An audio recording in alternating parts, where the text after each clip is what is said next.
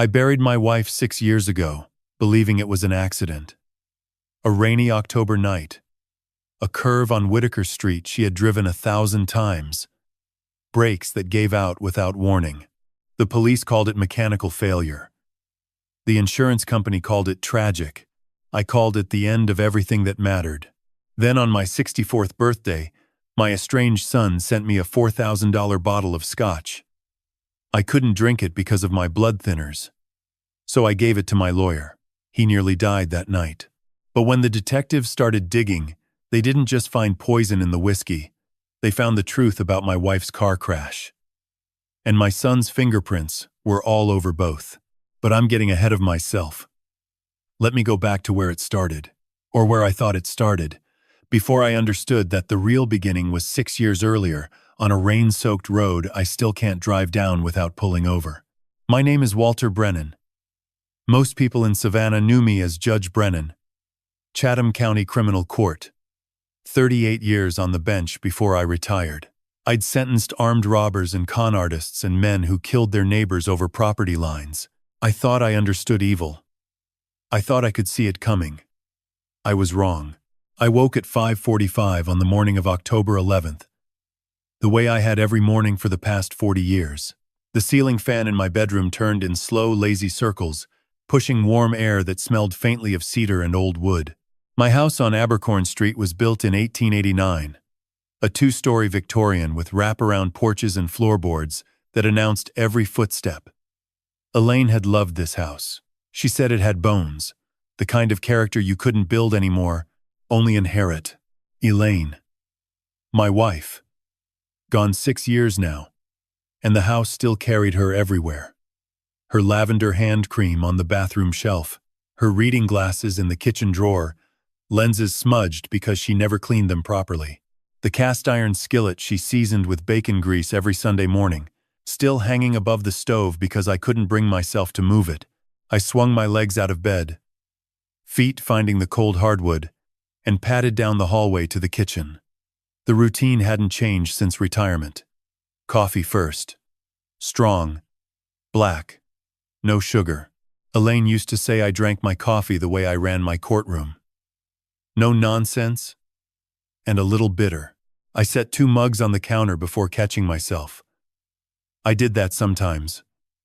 Muscle memory from 36 years of marriage. I'd reach for 2 mugs, 2 plates, 2 forks, and then stand there, holding the extra one like a man who'd forgotten something he couldn't name. I put the second mug back in the cabinet and poured coffee into the one that remained. Through the kitchen window, Abercorn Street was waking up in layers. Fog hung low between the live oaks, draping the Spanish moss in gray gauze. A jogger moved past like a ghost. Her footsteps muffled on the brick sidewalk. 2 doors down, Mrs. Patterson was already watering her gardenias, her terrier circling her ankles. Savannah in October was all muted gold and quiet heat. The kind of morning that made you believe nothing bad could happen in a place this beautiful. It was my 64th birthday. I hadn't told anyone, and no one had remembered. That was fine. Birthdays had stopped meaning much after Elaine died. She'd been the one who insisted on celebration. Homemade pecan pie with bourbon glaze. The dining table set with her grandmother's china. Candles she'd order from a little shop on Broughton Street that smelled like honeysuckle and brown sugar. She'd invite Curtis and Margaret Pemberton from next door, and the 4 of us would sit on the porch until the mosquitoes drove us inside, laughing about nothing important. Now birthdays were just Fridays in October. Another morning of coffee, silence, and the slow realization that the house was too big for one person. I was rinsing my mug at the sink when the doorbell rang. 7:12. I wasn't expecting anyone. The mailman didn't come until afternoon, and Mrs. Patterson communicated exclusively through handwritten notes left in my mailbox. I dried my hands on the dish towel and walked through the hallway to the front door. The floorboards groaned under my weight, a sound Elaine had called the house talking. Through the sidelight window, I could see the porch. No one stood there, but at the foot of the door, resting on the welcome mat Elaine had picked out 12 years ago, sat a cardboard box. I opened the door and stepped out into the warm, damp air. A UPS truck was pulling away down Abercorn, its brown panels disappearing into the fog. The box on my porch was medium-sized, maybe 14 inches square, sealed with brown packing tape. The shipping label was crisp and white. My name and address printed in clean block letters. Walter R. Brennan, 47 Abercorn Street, Savannah, Georgia, 31401. I looked at the sender line. No name, just a return address. A P.O. box. In Atlanta. I picked up the box. Heavier than it looked. Something solid shifted inside, cushioned by packing material. I carried it into the kitchen and set it on the table. The same oak table where Elaine and I had eaten 10,000 meals, where I'd reviewed case files until midnight, where our son Nathan had done his homework with his tongue poking out the corner of his mouth, concentrating so hard his pencil nearly broke. Nathan. I hadn't heard from him in 3 years. Not since the phone call in the summer of 21, the one where he'd told me he was moving to Atlanta for a new position at a law firm. He said he needed space. He said the distance between us had gotten too wide to cross with weekend visits and holiday phone calls. He said he blamed me for what happened to his mother. That last part, he didn't say with words. He said it with silence. 3 years of it. No calls on Christmas. No card on my birthday. No answer when I tried his number, which I'd stopped trying 18 months ago because hearing his voicemail greeting had started to feel like pressing a bruise just to confirm it still hurt. And now a box from Atlanta. On my birthday. From someone who hadn't acknowledged my existence in 36 months. I stared at the box for a long time. The kitchen clock ticked. The ceiling fan turned. Somewhere outside, a mockingbird ran through its catalog of stolen songs. I pulled a knife from the drawer and cut the packing tape. Inside the box, nestled in molded foam, was a wooden case. Dark mahogany, polished to a mirror shine, with a small brass clasp on the front. Not the kind of thing you'd expect on the kitchen table of a retired judge in Savannah, Georgia. I lifted it out, feeling its weight settle into my palms. The clasp opened with a soft click. The bottle inside was stunning. Tall and rectangular. Cut glass catching the morning light and throwing amber reflections across the oak table. The label was cream-colored, bordered in gold leaf. The lettering embossed in a typeface that looked hand-set 70 years ago. The Macallan. Fine and rare. 1926. Single Highland. Malt Scotch whiskey. I knew enough about whiskey to know this wasn't ordinary. This was the kind of bottle that appeared in auction house catalogs, the kind collectors kept in climate-controlled vaults and insured for more than most people's cars. Beneath the bottle, tucked into a groove in the foam, was a small cream-colored envelope. I pulled out the card inside, handwritten in blue ink. The penmanship, neat, precise, and instantly recognizable. To the Honorable Judge Brennan.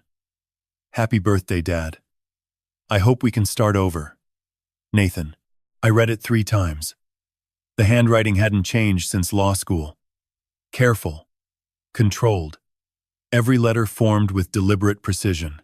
Elaine used to say Nathan wrote like a man building a case, even when signing a birthday card. She'd meant it as a compliment. Looking at it now, I wasn't sure. I picked up the bottle, turning it slowly. The liquid barely moved, thick and heavy with age. The amber so deep it was almost bronze. 1926. If genuine, this bottle was older than my father. I pulled out my phone and searched the name. The results loaded quickly. Auction records from Christie's and Sotheby's. A headline from 2022. Macallan 1926 sells for $4,200 at private auction. $4,200. For a bottle of Scotch. Sunlight played across the cut glass, and for a moment it was just beautiful. A father might look at it and see reconciliation, a peace offering wrapped in wood and gold leaf, and 70-year-old whiskey. But I wasn't just a father. I was a judge. And judges learn early that the most dangerous lies are the ones dressed in generosity. Nathan was a junior associate at a mid-sized firm in Atlanta. Decent money, but not $4,000 birthday gift money. This was the same Nathan who'd called me 2.5 years ago. The last real conversation we'd had, asking if I could wire $800 to cover rent. His voice had been tight with embarrassment. I'd sent the money that afternoon. He never paid it back. And I never asked. $800 for rent had been a stretch. $4,000 for whiskey was impossible. Unless something had changed, unless Nathan had come into money I didn't know about, which meant either he'd been promoted well beyond what a third-year associate could expect, or he was spending money that wasn't his. I thought about Elaine. She'd have the bottle open already. 2 glasses on the porch railing, telling me to stop being suspicious and start being grateful. She'd always believed Nathan would come around. Said the distance between father and son was just weather. It would pass. But Elaine died before the weather cleared, and in the 5 years since, the storm had only gotten worse. 3 years of silence wasn't weather. It was a wall. And this bottle had arrived without a phone call, without a visit, without any of the things that actually constitute starting over. Just a box on a porch and a handwritten card from a son who'd vanished. There was another reason I couldn't drink it. 18 months ago, Dr. Anita Rao had put me on warfarin after my second stent procedure. Blood thinners. The kind that don't play well with alcohol, especially hard liquor. More than a glass of wine and I risked internal bleeding. The kind that started quiet and ended loud. No spirits. No exceptions. If you want to see 65, Judge, you'll learn to enjoy sweet tea. Nathan knew this. Or he should have. I told him about the stent during our last call, the $800 one. He'd gone quiet, then said something about taking care of myself. That was the last thing he'd said before the silence began. So why would my son send me a $4,000 bottle of Scotch he knew I couldn't drink? I set the bottle back in its mahogany case and fastened the clasp. The click echoed in the quiet kitchen. I looked at the card one more time. I hope we can start over. Then I picked up my phone and scrolled to the name I needed. Curtis Pemberton. My lawyer, my neighbor, and one of the last friends I had who still picked up when I called. Curtis had handled my estate planning for 30 years. He'd also been Elaine's favorite dinner guest. The kind of man who told the same 3 jokes every Thanksgiving and laughed harder at them each time. The phone rang twice. Walt, happy birthday, old man. Margaret told me to call you, but I was going to wait until a civilized hour. Curtis, you free this afternoon? I need to swing by the office. Go over the will. Make sure everything's current. A pause. Your will? You feeling all right? I looked at the mahogany case on my table. Just want to make sure everything's in order. Health's been what it's been since Elaine. Figured it's time to review. Of course. Come by around 4. I'll pull your file. And Curtis, I'm bringing you something. A thank you for 30 years of putting up with me. He chuckled. You don't need to do that. I insist. I hung up and stood in the kitchen, staring at the case. I had 4 hours before I needed to leave. 4 hours to sit with the question that had been circling since I'd read Nathan's card. Why would a son who hadn't spoken to his father in 3 years send him a gift worth more than his truck? And why a bottle of liquor he knew his father couldn't drink? Elaine would have said I was overthinking it. She would have said, love doesn't need a reason. But Elaine wasn't here.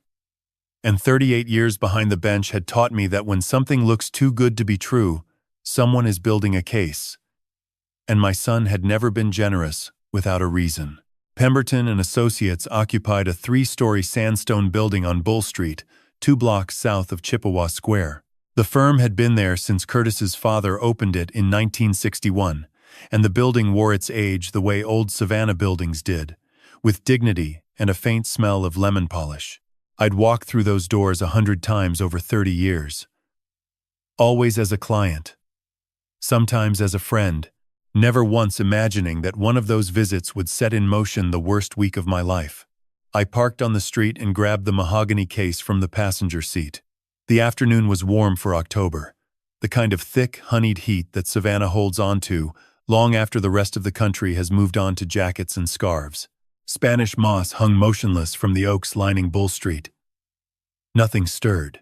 Inside, the receptionist smiled. "Judge Brennan, Mr. Pemberton's expecting you. Go on back." I walked down the narrow hallway, past framed portraits of Curtis's father and grandfather, past shelves of leather-bound legal volumes that nobody read anymore, but nobody had the heart to remove. Curtis's office was at the end, a corner room with tall windows overlooking a courtyard garden. The door was open. Curtis Pemberton sat behind his desk, reading glasses perched on the tip of his nose, a file folder open in front of him. He was 67, broad-shouldered, with a head of white hair he kept trimmed close, and a face that defaulted to something between amusement and mild skepticism. 30 years of estate law had given him the patience of a man who'd heard every lie and the humor of a man who'd stopped being surprised by any of them. He looked up and grinned. "The Honorable Walter Brennan. Happy birthday. What's in the box?" I set the mahogany case on his desk and opened the clasp. Curtis leaned forward, and I watched his expression shift from curiosity to something close to reverence. He lifted the bottle out with both hands, turning it slowly. The Macallan. Fine and rare. 1926. He looked at me over his reading glasses. "Walt, this is a museum piece. Where in God's name did you get this?" "My son sent it." Curtis set the bottle down gently. "Nathan? I thought you two weren't speaking." "We're not. That's part of why I'm here." He studied me for a long moment, the way he did when a client was holding something back. Patient, unhurried, waiting for the rest to come. Then he nodded toward the chair across from his desk. "Sit down. Tell me what's going on." I sat and told him. "The box on my porch. No return name, just a P.O. box in Atlanta. The card in Nathan's handwriting, the $4,000 price tag. The fact that Nathan knew I couldn't drink hard liquor and sent it anyway." Curtis listened without interrupting. When I finished, he leaned back and steepled his fingers under his chin. "So you brought it to me instead of opening it. Consider it a thank you. 30 years of keeping my affairs in order. You've earned something better than the $15 bourbon I keep in my cabinet." Curtis smiled, but his eyes stayed serious. "And the will? You said you wanted to review it." "Yeah. Just want to make sure everything's current. Been meaning to, since Elaine." Curtis nodded and turned to his laptop. He pulled up the firm's case management system, typed my name, and clicked through to the estate files.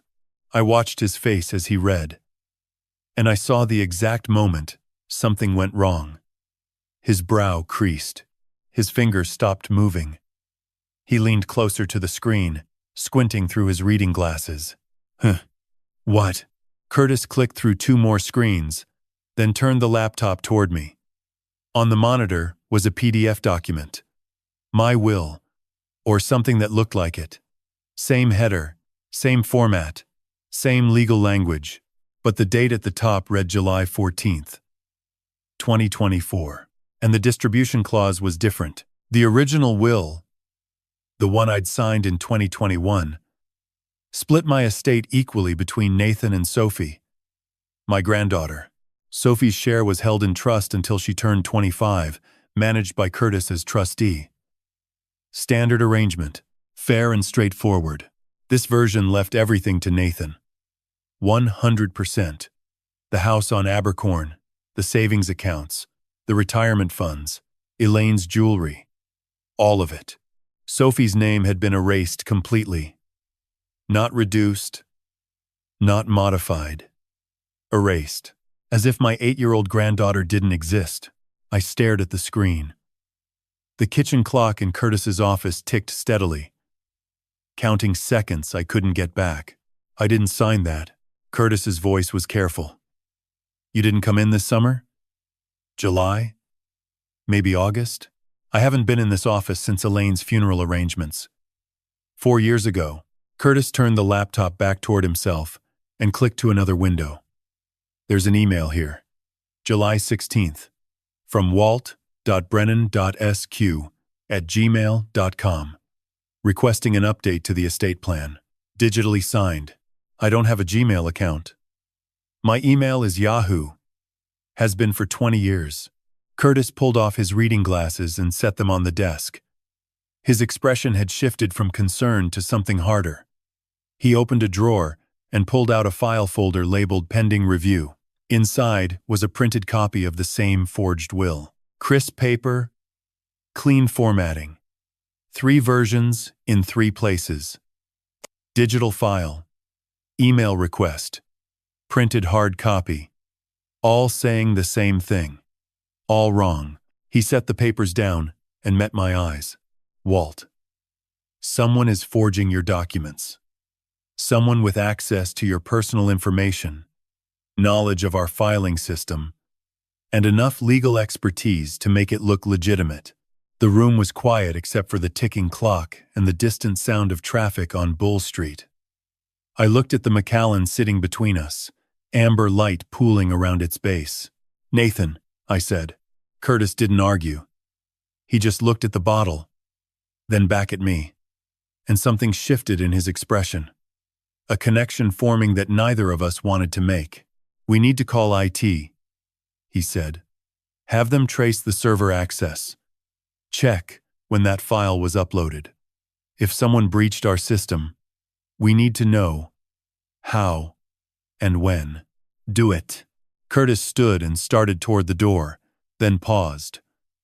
He looked tired suddenly, the kind of tired that comes from discovering your system, your trust, your 30 years of careful record-keeping had been violated by someone who knew exactly where to look. He turned back to the desk and reached for the Macallan. "You know what?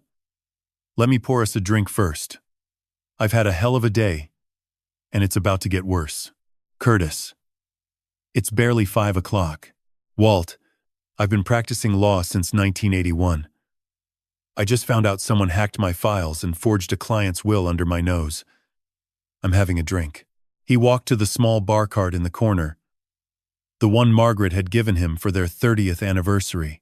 He grabbed 2 crystal tumblers, brought them back, and broke the seal on the Macallan with a soft crack. The whiskey poured smooth and golden. He slid 1 glass toward me. "To 30 years," he said. I didn't pick up the glass. "Can't, Curtis. Blood thinners. You know that." He raised an eyebrow. "Right. More for me then." He lifted the tumbler, took a small sip, maybe an ounce, closed his eyes, then took another. "Smooth," he said, setting the glass down. "God, that's beautiful. No burn at all. Just warmth." I watched him drink, and something cold tightened in my chest. Not suspicion exactly. Not yet. Just a feeling. The same feeling I used to get on the bench when a witness smiled too easily, or a defendant's alibi fit too perfectly. Something was wrong.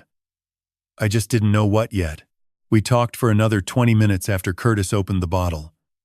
He asked about my health, about the house, about whether I'd thought about selling. I gave him the same answers I always did. Fine. Managing. No. He told me about a property dispute he'd been mediating, 2 brothers fighting over their dead mother's beach house on Tybee Island. He laughed about it the way only a man who'd seen 60 years of family arguments could laugh. Gently, with the weariness of someone who knew the punchline before the joke was told. Curtis poured himself a second glass while we talked. Smaller this time. Just a finger's width. He held it up to the window light, admiring the color the way a painter might study a sunset. "Beautiful," he said again. "Nathan has good taste, I'll give him that." I didn't respond. I was watching his hands, the slight flush creeping up his neck, the way he loosened his tie without realizing it.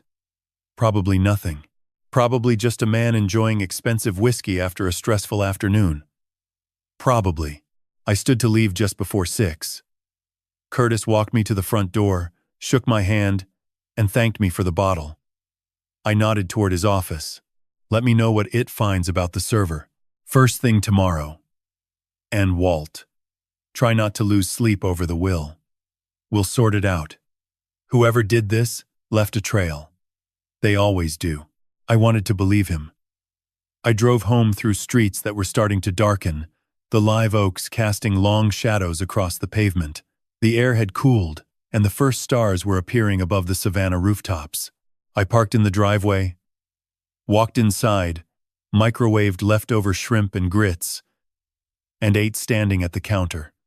The house was quiet the way it always was, the kind of quiet that presses against your ears until you start hearing things that aren't there. I thought about calling Nathan. Just picking up the phone and asking him directly, "Did you forge my will? Did you hack my lawyer's system? Why did you send me a bottle of Scotch you knew I couldn't drink?" But I'd been a judge long enough to know that you don't ask a question until you already know the answer. And I didn't. Not yet. I washed the dish, turned off the kitchen light, and went to bed early. The ceiling fan turned in the dark. I closed my eyes and tried to sleep, but the image kept returning. Curtis holding the Macallan up to the light. Amber liquid glowing. "Smooth," he'd said. "No burn at all." The phone rang at 10:15. I was half asleep, drifting in the shallow water between consciousness and dreams, when the vibration dragged me back. I reached for the nightstand, squinting at the screen. Margaret Pemberton. My chest tightened before I even answered. Margaret. Her voice hit me like a shattering window. Ragged. Breathless. The kind of sound a person makes when their world has just cracked open. "Walt." "Oh God. Walt, it's Curtis. Something's happened. He collapsed. There's blood everywhere. They're taking him to Memorial." I was out of bed before she finished. My hands found my jeans in the dark, then my keys on the dresser. The phone stayed pressed to my ear as I moved through the house. Shoes by the door. Jacket on the hook. Wallet in the pocket. Margaret was still talking. Words tumbling over each other, crashing into sobs. He was fine at dinner. We ate. He watched the news. Then he said he felt dizzy. He stood up and he just went down, Walt. There was blood coming from his nose. His gums. Oh God. His eyes. "I'm on my way," I said. "Which hospital?" "Memorial." "The ambulance just left. I'm following in the car. My hands won't stop shaking. Drive carefully, Margaret. I'll meet you there." I hung up and stepped into the night. The air hit me cold and damp. Fog had rolled in from the river, turning the streetlights into pale halos. I climbed into my truck, turned the key, and pulled out of the driveway. Memorial Health was 12 minutes from Abercorn Street. I made it in 9. The emergency room entrance blazed with fluorescent light. A harsh white rectangle punched into the dark Georgia night. The automatic doors slid open, and the smell hit me first. Antiseptic. Burnt coffee. The faint metallic undertone of blood that no amount of industrial cleaner could fully mask. I'd been in enough ERs during my years on the bench, visiting victims, reviewing crime scenes, sitting with families while doctors delivered news no one wanted to hear, but I'd never walked through those doors with my own hands shaking. Margaret stood near the nurse's station, arms wrapped around herself, face the color of wet plaster. When she saw me, she crossed the room in 3 quick steps and grabbed my arm. "They won't tell me anything. They took him back an hour ago. Nobody's come out." "What happened exactly?" "We had dinner. Roast chicken. He seemed fine. A little flushed, but I thought it was the whiskey. He'd had 2 glasses at the office and another small one at home. He said it was too good to waste. 3 glasses. My stomach dropped. Around 9:30, he said he was dizzy. Then he stood up and his nose started bleeding. Not a trickle, Walt. It poured. Then his gums. He was spitting blood. He grabbed his stomach and said it felt like something was tearing inside him. I called 911. By the time they got there, he was barely conscious. A nurse approached, clipboard in hand. "Mrs. Pemberton?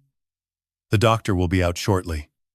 Mr. Pemberton is stable for now, but we've moved him to the ICU." Margaret's voice went thin. "ICU? What's wrong with him?" We're running a full toxicology screen. His presentation is consistent with severe coagulopathy. His blood isn't clotting properly. We're seeing signs of internal hemorrhaging in the gastrointestinal tract and possibly the liver. Coagulopathy. The word landed on me with a weight Margaret couldn't have understood, but I did. I knew what warfarin did. I knew what happened when blood refused to clot. I knew what it looked like when the body turned against itself, bleeding from the inside out with no way to stop it. The nurse continued. Has Mr. Pemberton been exposed to any unusual substances? New medications? Herbal supplements? Anything out of the ordinary? Margaret shook her head. No. Nothing. He's the healthiest man I know. He hasn't changed anything. I stood behind her, silent, and felt the floor shift under my feet. Because I knew the answer to the nurse's question. I knew exactly what Curtis had been exposed to that was out of the ordinary. A $4,000 bottle of Scotch. Sent by my son. Opened in my presence. Drunk by a man who trusted me for 30 years. The nurse disappeared through the double doors. Margaret sank into a plastic chair, pressing both hands against her face. I remained standing. My mind was no longer in the waiting room. It was in Curtis's office 6 hours ago. Watching him pour that first glass. Watching the amber liquid catch the light. Watching him raise the tumbler and smile. Smooth, he'd said. No burn at all. No burn. Because whatever was in that bottle had been designed to go down easy. Designed to taste like $4,200. Designed to be swallowed without suspicion by a man who'd never imagined his friend's birthday gift could kill him. I stared at the double doors Curtis had disappeared behind and felt something ancient and cold settle into my bones. The feeling I used to get on the bench when the evidence pointed somewhere no one wanted it to go. When the truth was uglier than the crime, Nathan had sent that bottle knowing I couldn't drink it. But he'd also known that I wouldn't throw away a $4,000 gift. He'd known I'd give it to someone, and the most likely someone was the man who handled my estate, the man whose death would leave my forged will uncontested. My son hadn't just tried to poison me. He'd built a system. And Curtis Pemberton had walked straight into it. I was still standing in the waiting room, staring at the double doors Curtis had vanished behind, when I heard the footsteps. Measured, deliberate, the kind of cadence that belongs to someone who walks into rooms expecting to take control of them. I turned. A woman was crossing the ER lobby toward me. Mid-40s, dark hair pulled back in a tight knot. Charcoal blazer over a white blouse. She carried a leather notebook in her left hand and a badge on a lanyard around her neck. Her eyes swept the room once, cataloging exits and faces the way a person does when observation is a professional habit, not a personality trait. She stopped 3 feet from me. Her gaze was direct, unhurried, and entirely without warmth. Judge Brennan. I'm Detective Lorraine Voss, Savannah Chatham Metropolitan Police. I'd like to ask you a few questions about Curtis Pemberton. I knew that tone. I'd heard it 1,000 times in my courtroom, from detectives who sat in the witness box and delivered testimony with the same steady, neutral precision. Professional courtesy wrapped around suspicion. A velvet glove over a closed fist. Of course, I said. Voss opened her notebook. You visited Mr. Pemberton at his office this afternoon. Arrived around 4. Is that correct? Yes. What was the purpose of your visit? Estate review. I wanted to update my will. Curtis has handled my estate planning for 30 years. Voss wrote something down without looking up. Did you bring anything with you to the office?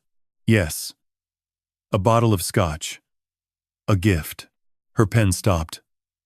A gift. What kind of Scotch? The Macallan. Fine and rare. 1926. And how did you come to possess a bottle like that? My son sent it. For my birthday. It arrived this morning via UPS from Atlanta. Voss looked up from her notebook. Her expression hadn't changed, but something behind her eyes had sharpened.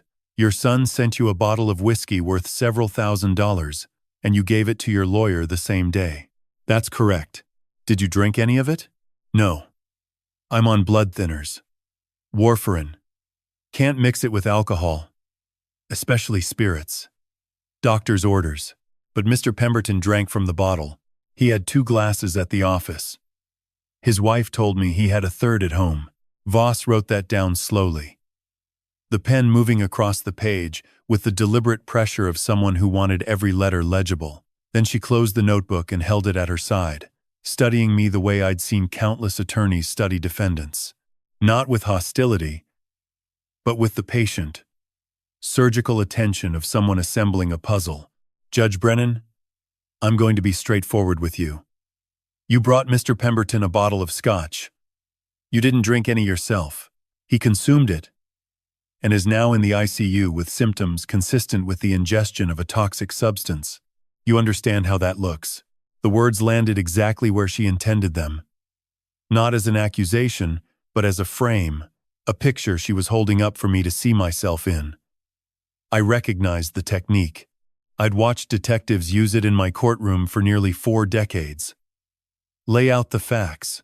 Let the subject fill in the gaps. See which direction they run. I do, I said. That's exactly why I'm telling you everything. I have nothing to hide. Detective. Voss nodded, but the sharpness in her eyes didn't soften. I appreciate that. We've collected the bottle from Mr. Pemberton's office as evidence. Toxicology results should be back within 48 hours. She reached into her blazer and produced a business card. If you think of anything else, anything about the bottle, the packaging, your son, call me directly. And Judge Brennan. She held my gaze for a full 2 seconds. Don't leave Savannah for the next few days. We'll be in touch. Person of interest. She hadn't used the words, but she didn't need to. I'd heard the phrase enough times to recognize its shape even when it was left unspoken. It meant I was the man who delivered the weapon. It meant my name was at the top of a very short list. It meant every move I made from this moment forward would be observed, analyzed, and weighed against the possibility that I'd tried to kill my oldest friend. Voss turned and walked toward the ER exit, her footsteps echoing off the linoleum. I watched her push through the automatic doors and disappear into the parking lot fog. I stayed at the hospital for another hour. Margaret had gone back to sit with Curtis in the ICU. A nurse came out once to tell me his condition was stable but serious. They were administering vitamin K and fresh frozen plasma to counteract the coagulopathy. He was conscious but disoriented. I asked if I could see him. The nurse shook her head. Family only. For now. I nodded and sat in the plastic chair Margaret had vacated, staring at the fluorescent ceiling. The ER hummed around me. A child crying somewhere down the hall, the squeak of rubber soles on tile, the electronic beep of monitors keeping rhythm with lives I couldn't see. There was nothing more I could do here. No answers to find in this waiting room. No comfort to offer that wouldn't ring hollow. So I left. The drive home was a blur of wet streets and yellow traffic lights. Fog sat heavy on the Savannah rooftops, erasing the stars. I parked in the driveway, killed the engine, and sat in the cab for a long time, listening to the tick of the cooling motor and the distant bark of a dog somewhere on the next block. Inside, the house was dark and cold. I didn't turn on the heat. I walked to the kitchen, pulled the chain on the overhead lamp, and sat at the oak table. The same table where I'd opened Nathan's box 12 hours ago. The same table where the McAllen had sat, amber and gleaming, while I'd wondered why my son had sent me a gift he knew I couldn't use. Now I knew. Or I was beginning to know. I opened the drawer beside the refrigerator and pulled out a notebook. Small, spiral-bound. The kind I'd kept on my bench for 40 years, to jot notes during testimony. I hadn't used one since retirement. But old habits, like old suspicions, never fully die. I opened it to the first blank page, uncapped a pen, and began to write.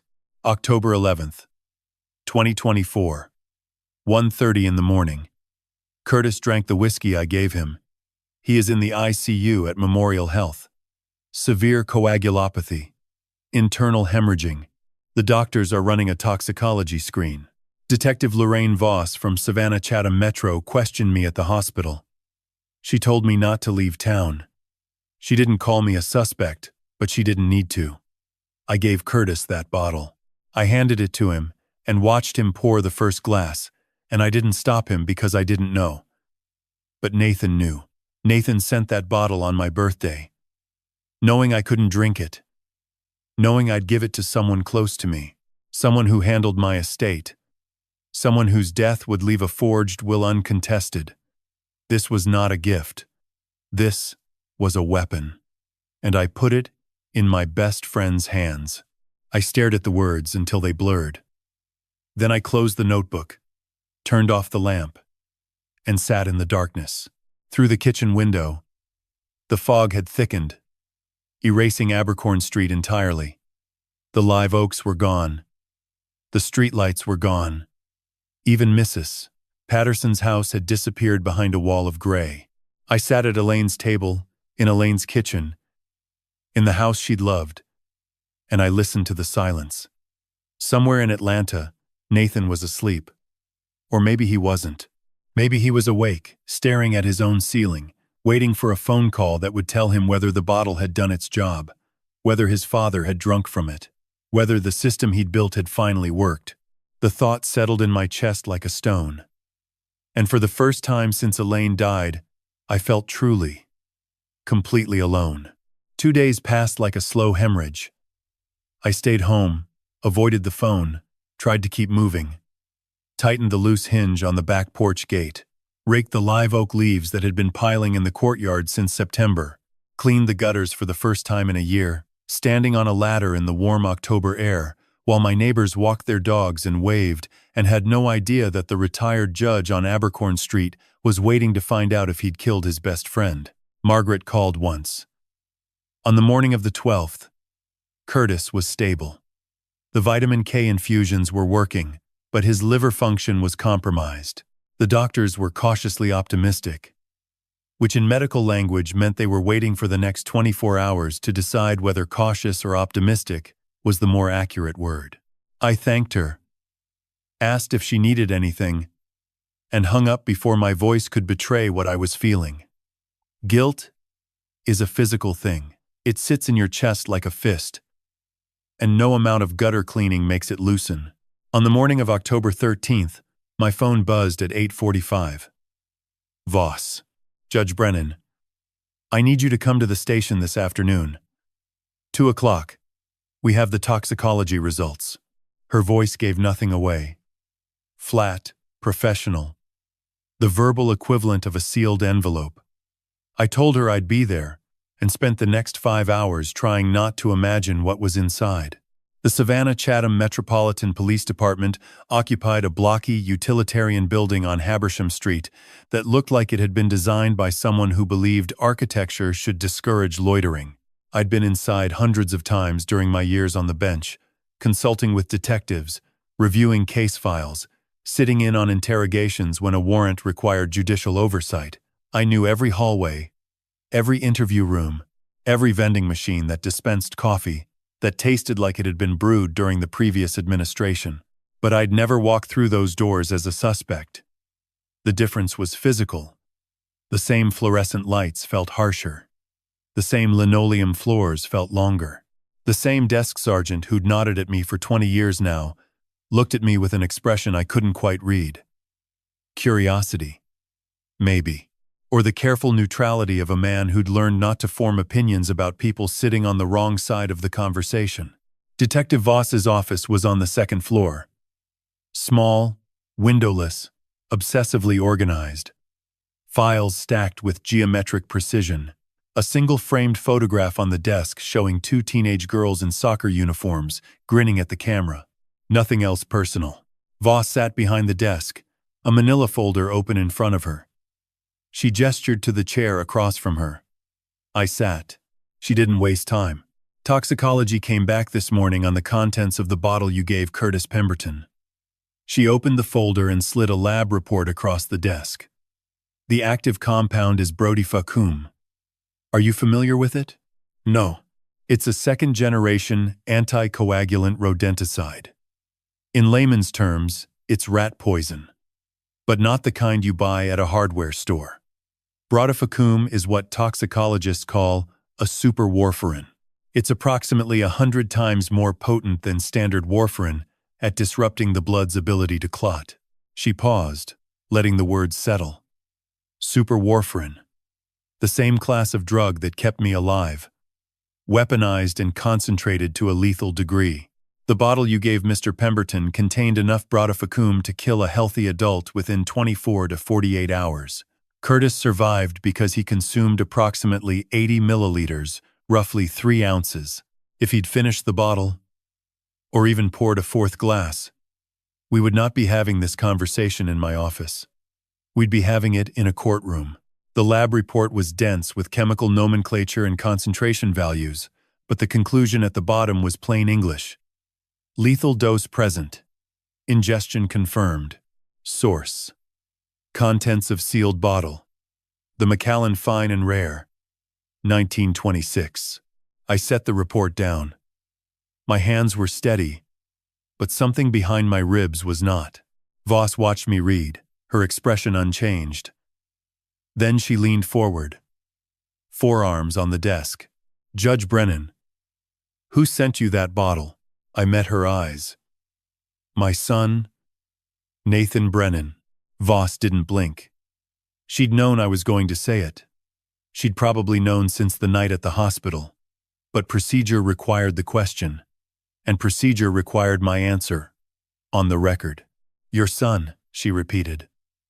The one you haven't spoken to in 3 years. That's correct. He sent it via UPS from Atlanta. Arrived the morning of October 11th. There was a handwritten card inside.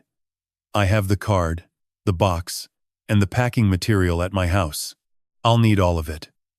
Handwriting analysis, fingerprints, DNA if we can pull it from the envelope adhesive, and the UPS tracking number.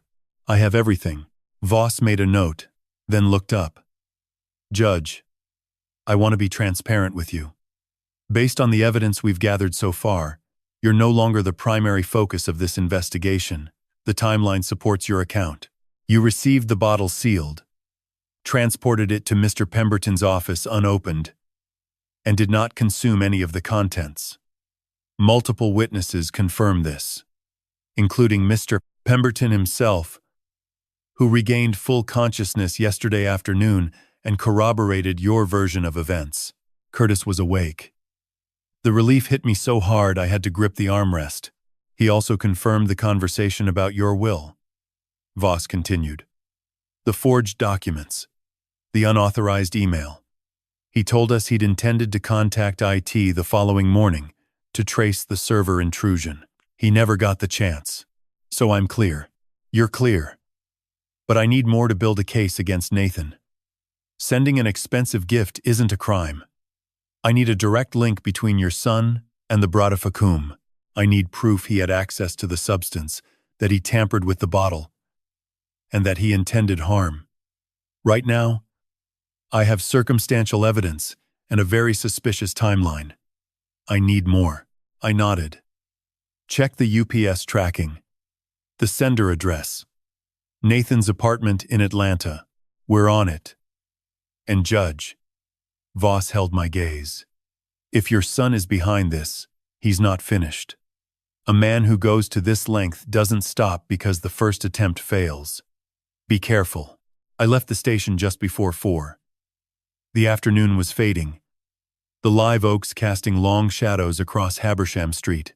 I climbed into my truck and sat with the engine idling, watching a pair of mockingbirds chase each other through the branches overhead. Brodifacoum, 100 times more potent than warfarin, enough to kill in 24 hours. My son had put it in a bottle of whiskey and mailed it to me for my birthday. I drove home, parked, walked inside. The house was quiet. The house was always quiet. I sat at the kitchen table and opened my notebook.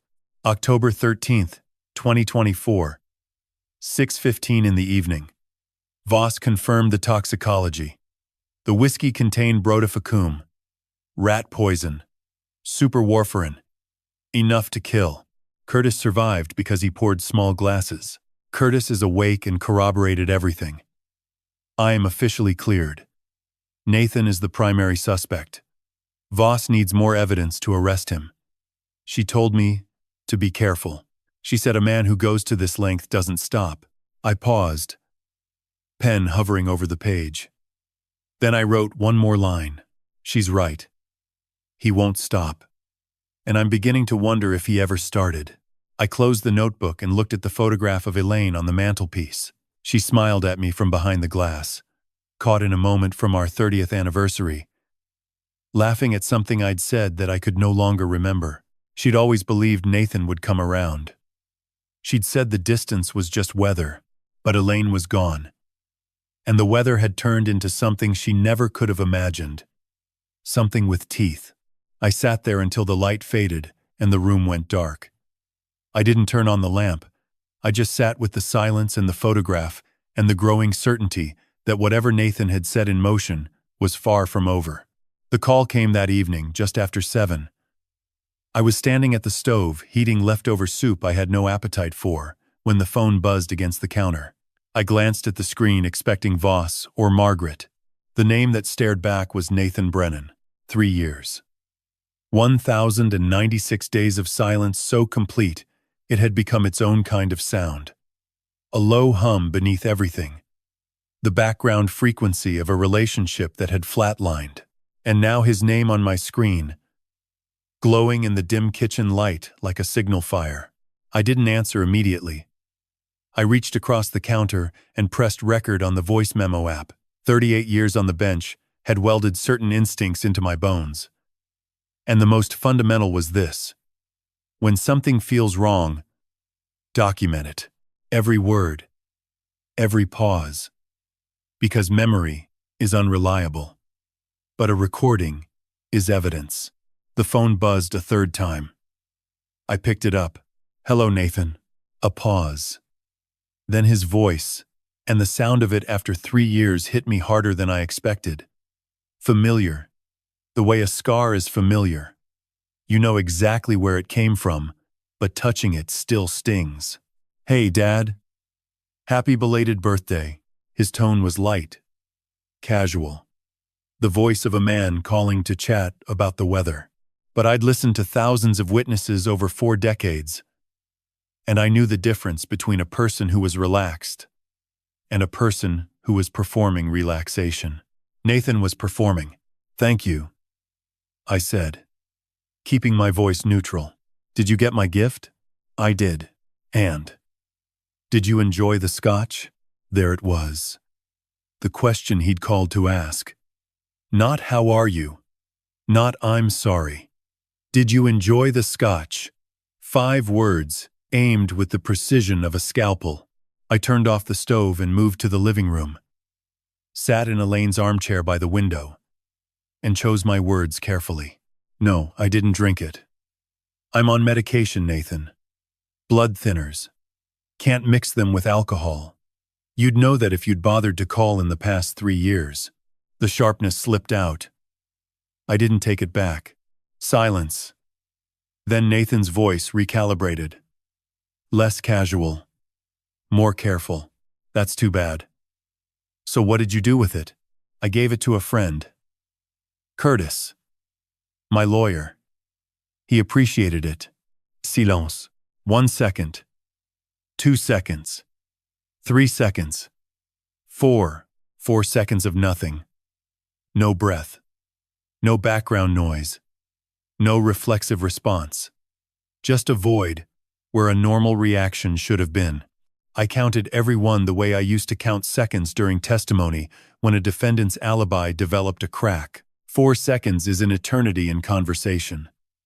Long enough for surprise to register, for panic to flood in behind it, and for the conscious mind to scramble for a mask to cover both. When Nathan spoke again, his voice had changed. The casual tone was gone. In its place was something tighter, like a rope pulled taut. Which lawyer? The tell. Nathan hadn't asked which lawyer when I first mentioned giving the bottle away. He'd accepted the word friend without question. But now, After 4 seconds of recalculation, he needed specifics. He needed a name. That wasn't curiosity. That was damage assessment. I let the question hang, the way I'd let silence work in 1,000 cross-examinations. Silence is pressure. Pressure reveals. Why do you ask? Just curious, Dad. His recovery was quick, but not quite quick enough. That bottle cost me a lot. I'd hate for it to go to waste. Too deliberate. If Nathan had simply sent an expensive gift, he wouldn't care where it ended up. A normal son would say that's nice, or glad someone enjoyed it. Nathan had skipped all of that and gone straight to which lawyer, because the answer would tell him whether his plan had hit the right target. He appreciated it, I said. Very much. Good, that's good. I hope he enjoyed every drop. The words landed cold and precise. Every drop. As if the quantity mattered. As if it was important that nothing in that bottle had been wasted. Not the words of a son glad his father's friend had liked a birthday gift. The words of a man measuring dosage from 300 miles away. Then the line went dead. I sat in Elaine's chair with the phone still pressed to my ear, listening to the emptiness where my son's voice had been. The living room was dark. Outside, the live oaks stood motionless, their Spanish moss hanging like funeral veils. My mind was running the way it used to during a complex trial, when the key testimony landed and everything scattered suddenly clicked into a single pattern. 4 seconds of silence. Shock. Not sadness. Not confusion. The shock of a man whose plan had deviated from the script. Then which lawyer? Surgically specific. Because lawyers hold wills, and wills hold money. And Nathan's forged will was sitting in Curtis Pemberton's filing system. Nathan knew someone had drunk from that bottle. Maybe he'd seen it in the news. Savannah was small enough that a prominent attorney hospitalized with mysterious bleeding would make the paper by morning. Either way, he knew. And he knew it wasn't me. I stopped the recording, opened my contacts, and called Voss. She answered on the second ring. Detective, it's Walt Brennan. Nathan just called me. A beat of silence. Your son called you. After 3 years, yes. He asked if I'd enjoyed the Scotch. When I told him I gave it to my lawyer, he went silent for 4 seconds. Then he asked which lawyer. Not which friend. Which lawyer? Did you record the call? Every word. Send it to me. Right now. I hung up, attached the audio file, and hit send. Then I set the phone on the armrest and sat in the darkness, hands flat on my knees, breathing slow and steady. Nathan had called to check if his plan had worked. 3 years of silence broken for a single purpose.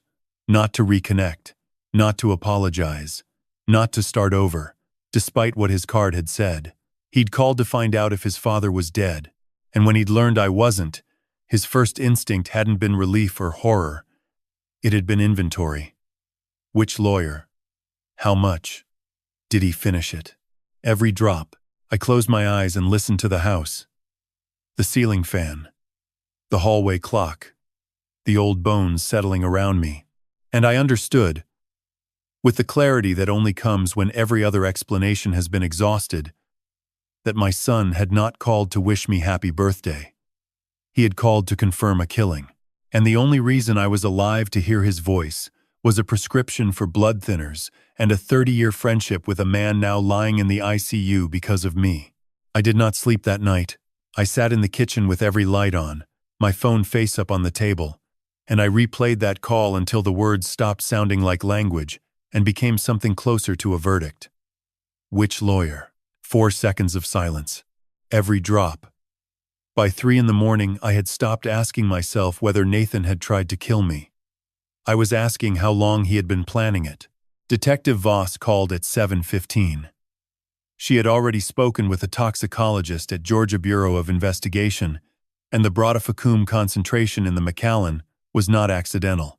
Someone had dissolved a commercial-grade rodenticide into the whiskey, filtered the sediment, and resealed the bottle with enough care that the foil capsule showed no visible tampering. It was patient work, calculated, the kind of thing you do not improvise on a Tuesday afternoon. But Voss had a second concern. She asked me whether I had refilled any prescriptions recently. I told her I had not, that my warfarin supply still had about 2 weeks left. She paused. Then she said something that rearranged everything I thought I understood. She said, "Judge Brennan, I'd like you to take your pill bottle to a physician today.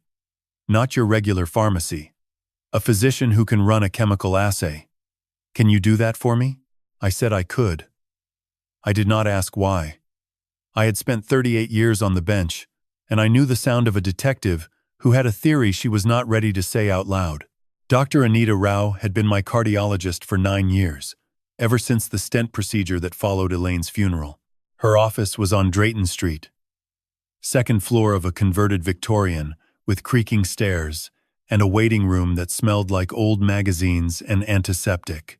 I arrived at 9:40 with the amber prescription bottle in my jacket pocket, and when I told the receptionist it was urgent, she put me in an exam room within 10 minutes. Dr. Rao was a small woman with reading glasses perpetually pushed onto her forehead and a habit of speaking in complete, declarative sentences, as though every observation were a finding of fact. I liked her for that. She did not waste language. I set the bottle on her desk and told her what Voss had suggested. Dr. Rao picked it up, turned it in the light, and frowned. She opened the cap and tipped 3 tablets into a stainless steel tray. Warfarin tablets are typically small, round, and color-coded by dosage. Mine were 5 milligrams, a peach color I had looked at every morning for 6 years. These looked close, almost right. But Dr. Rao held one between her thumb and forefinger, tilted it under her desk lamp, and said, "The scoring line is off-center, and the color is half a shade too light." She sent 2 tablets to the in-house lab for a rapid immunoassay. We waited 40 minutes. I sat in that exam room staring at a poster about cholesterol management and thinking about the last time Nathan had visited my house, September. 5 weeks before my birthday. He had driven down from Atlanta on a Saturday. Said he wanted to check on me. We had lunch at the kitchen table. He used the upstairs bathroom twice. I remembered because I had thought it was odd. The downstairs powder room was closer. I had thought maybe he was making phone calls he did not want me to hear. Now I understood he was not making calls. He was standing in my bathroom, opening my medicine cabinet, and swapping my pills. Dr. Rao came back with a single sheet of paper. She sat down across from me and placed it flat on the desk between us, the way I used to place a sentencing document in front of a defendant. She said, "These are not warfarin. They are vitamin K1, phytonadione. 5 milligram tablets, pressed to approximate the size and shape of your prescription." I heard every word. I processed none of them for a full 5 seconds. She continued. Vitamin K is the direct physiological antagonist of warfarin. It reverses anticoagulation. If you had been taking these consistently, which I assume you have for several weeks, your clotting factors would have normalized completely. Your blood would behave as though you were not on blood thinners at all, I said. And if I had then consumed a super warfarin? Brodifacoum. Dr. Rao removed her glasses from her forehead and set them on the desk. Brodifacoum is roughly 100 times more potent than warfarin. In a patient with no anticoagulant protection and normal clotting factors, a significant oral dose would cause catastrophic internal hemorrhaging within 12 to 48 hours. Gastrointestinal bleeding, intracranial bleeding. Without immediate intervention, it would be fatal. And because I was supposedly on warfarin, the emergency room would have treated me for a warfarin interaction. Yes.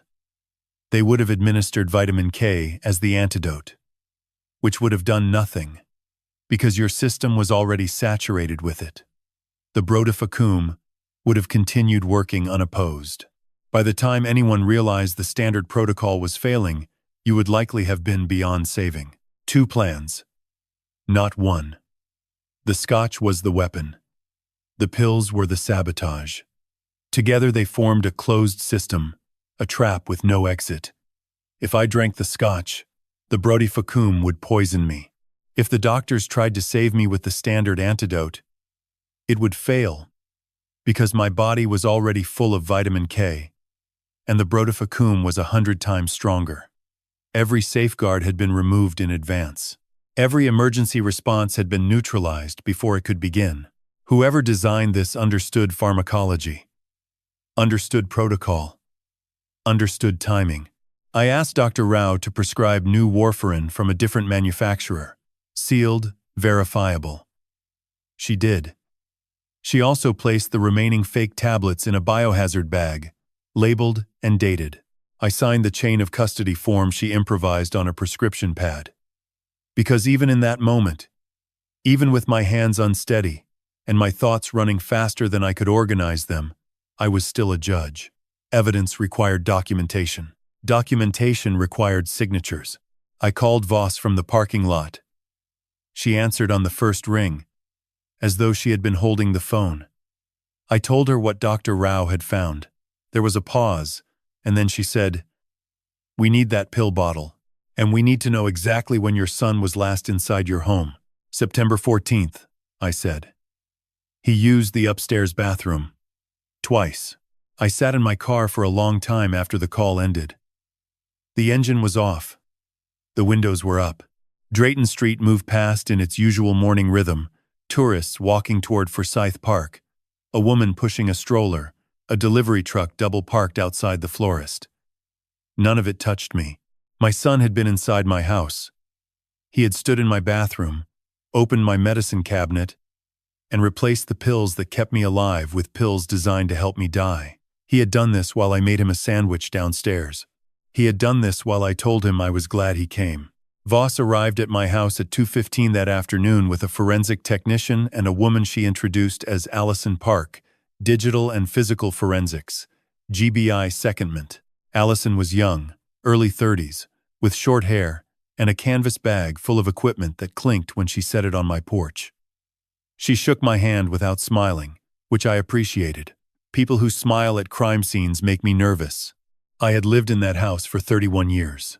Elaine and I bought it the year Nathan turned 3, a 2-story colonial revival on East Gaston Street, with a wraparound porch and a backyard magnolia that Elaine loved because it bloomed in May and dropped leaves in October, which gave her an excuse to stand outside with a rake and think.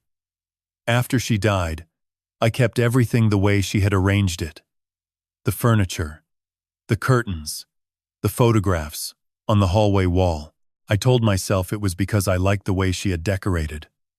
The truth was that moving anything felt like admitting she was not coming back. Voss asked me to walk them through the house, room by room, and tell her if anything looked different. Anything at all. "Even if it seems small," she said. "Especially if it seems small." We started on the ground floor. Living room, dining room, kitchen, powder room. Nothing. Everything was where it had been for years. The same stack of legal journals on the coffee table. The same ceramic bowl Elaine had bought in Charleston on the kitchen counter. I was beginning to think this exercise was pointless when we reached the back door. It was a solid wood door with a single deadbolt. Original to the house. I had never replaced it because it had never given me trouble. Voss asked me to look at the lock. I leaned in. The brass plate around the keyhole was slightly brighter than the surrounding wood, as though it had been removed and reinstalled. The screw heads showed faint tool marks. Horizontal scratches, inconsistent with the original Phillips head installation. Allison set down her bag, took out a penlight and a magnifier, and examined the deadbolt for 3 minutes without speaking. Then she straightened up and said, "This lock has been removed and replaced. The pins inside are different from the manufacturer's original configuration. Someone swapped the cylinder. You would not notice unless you were looking for it." "Why would someone swap a lock cylinder?" I asked. Though I already knew the answer, Voss said it plainly. "So they could have a key. Your son visited in September, but if he changed this lock, he could have entered your home any time between then and now without you knowing." I looked at that door. I had locked it every night for 31 years. Turned the deadbolt, checked the handle, a habit so automatic. I did it without thinking. And every night since September, that ritual had meant nothing. The lock I was turning was the lock my son had installed. The door I thought was keeping me safe was a door he could open whenever he wanted. Allison moved through the house methodically. She checked window latches, examined the alarm panel, and photographed everything. The alarm system was 12 years old, a basic model with door and window sensors but no interior cameras. She noted that the back door sensor had been recalibrated. The magnetic contact was slightly misaligned, which meant the system would register the door as closed, even when it was open by up to half an inch. A small adjustment, the kind of thing that would take someone 30 seconds with a screwdriver. We went upstairs. Master bedroom, guest room, Nathan's old room, the upstairs bathroom where he had stood in September replacing my pills. Voss asked me to check the medicine cabinet again. It was empty now. Dr. Rao had the fake vitamin K tablets. The new warfarin was in a tamper-evident blister pack in my kitchen, where I could see it. Then we walked down the hallway, and I stopped. There were 9 photographs on that wall. Elaine had hung them herself in 2 rows. A specific arrangement she had spent an entire Sunday afternoon perfecting with a level and a pencil. I knew that arrangement the way I knew the furniture in a dark room, by feel, by memory, by the certainty of years. And one frame was wrong. 3rd from the left, top row. It had been a photograph of the 3 of us at Tybee Island, Nathan at 11, sunburned and grinning, Elaine in a white sundress with her hair blowing sideways. I had looked at that photograph 10,000 times. It was not there. In its place was a different photograph, same frame, same size, but this one was Nathan's law school graduation. Elaine and I standing on either side of him outside the Emory campus chapel. I stared at it. Voss noticed me staring and came closer. "This photograph has been switched," I said. "This frame used to hold a picture from Tybee Island. 1999. Are you certain?" "Detective, my wife hung these photographs. I have not touched them since she died." "I am certain." Allison photographed the frame in place, then lifted it carefully off the wall with gloved hands. Behind it, the wallpaper showed a faint rectangular outline where the original frame had hung for over 2 decades. She turned the frame over. The backing was intact, but the stand clips had been opened and reclosed. Someone had removed the photograph and replaced it. I did not understand why. A pill swap made tactical sense. A lock change made tactical sense. But switching a family photograph was not part of any plan I could construct. It was something else, something personal. Voss bagged the frame. She said her team would check it for prints and trace evidence. Then she looked at me and asked a question that landed differently than she probably intended. She said, "Judge Brennan, how many times has your son visited this house in the past year?" I said twice. September and once in June. Briefly, to pick up a box of old textbooks. "Are you sure those are the only times he was here?" I looked at the back door with its swapped lock. I looked at the alarm panel with its recalibrated sensor. I looked at the empty space on the wall where Tybee Island used to be. And I said, "No, I am not sure of anything anymore." That night, after they left, I sat in the living room with the hallway light on, looking at the remaining 8 photographs. Elaine, in every one, smiling in the garden, holding Nathan as a baby, standing at the courthouse steps the day I was appointed to the bench. I had spent 6 years believing her death was a terrible accident, a curve taken too fast on a rainy night, brake failure, bad luck, the kind of tragedy that has no author. But sitting there, in a house that my son had quietly turned into something I no longer recognized, I found myself looking at her face and asking a question I had never allowed myself to ask before.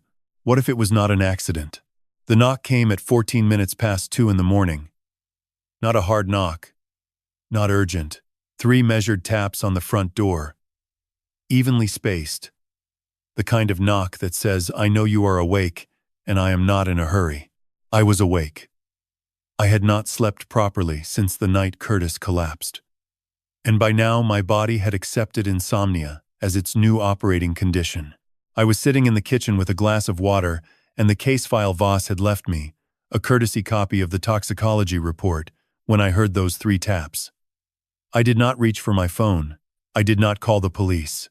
I turned on the porch light and looked through the sidelight window, and I saw a man I had never met, standing on my front steps with his hands visible at his sides, palms forward. The universal posture of someone who wants you to know they are not armed. He was about 40, East Asian. Well dressed in a way that was careful rather than flashy.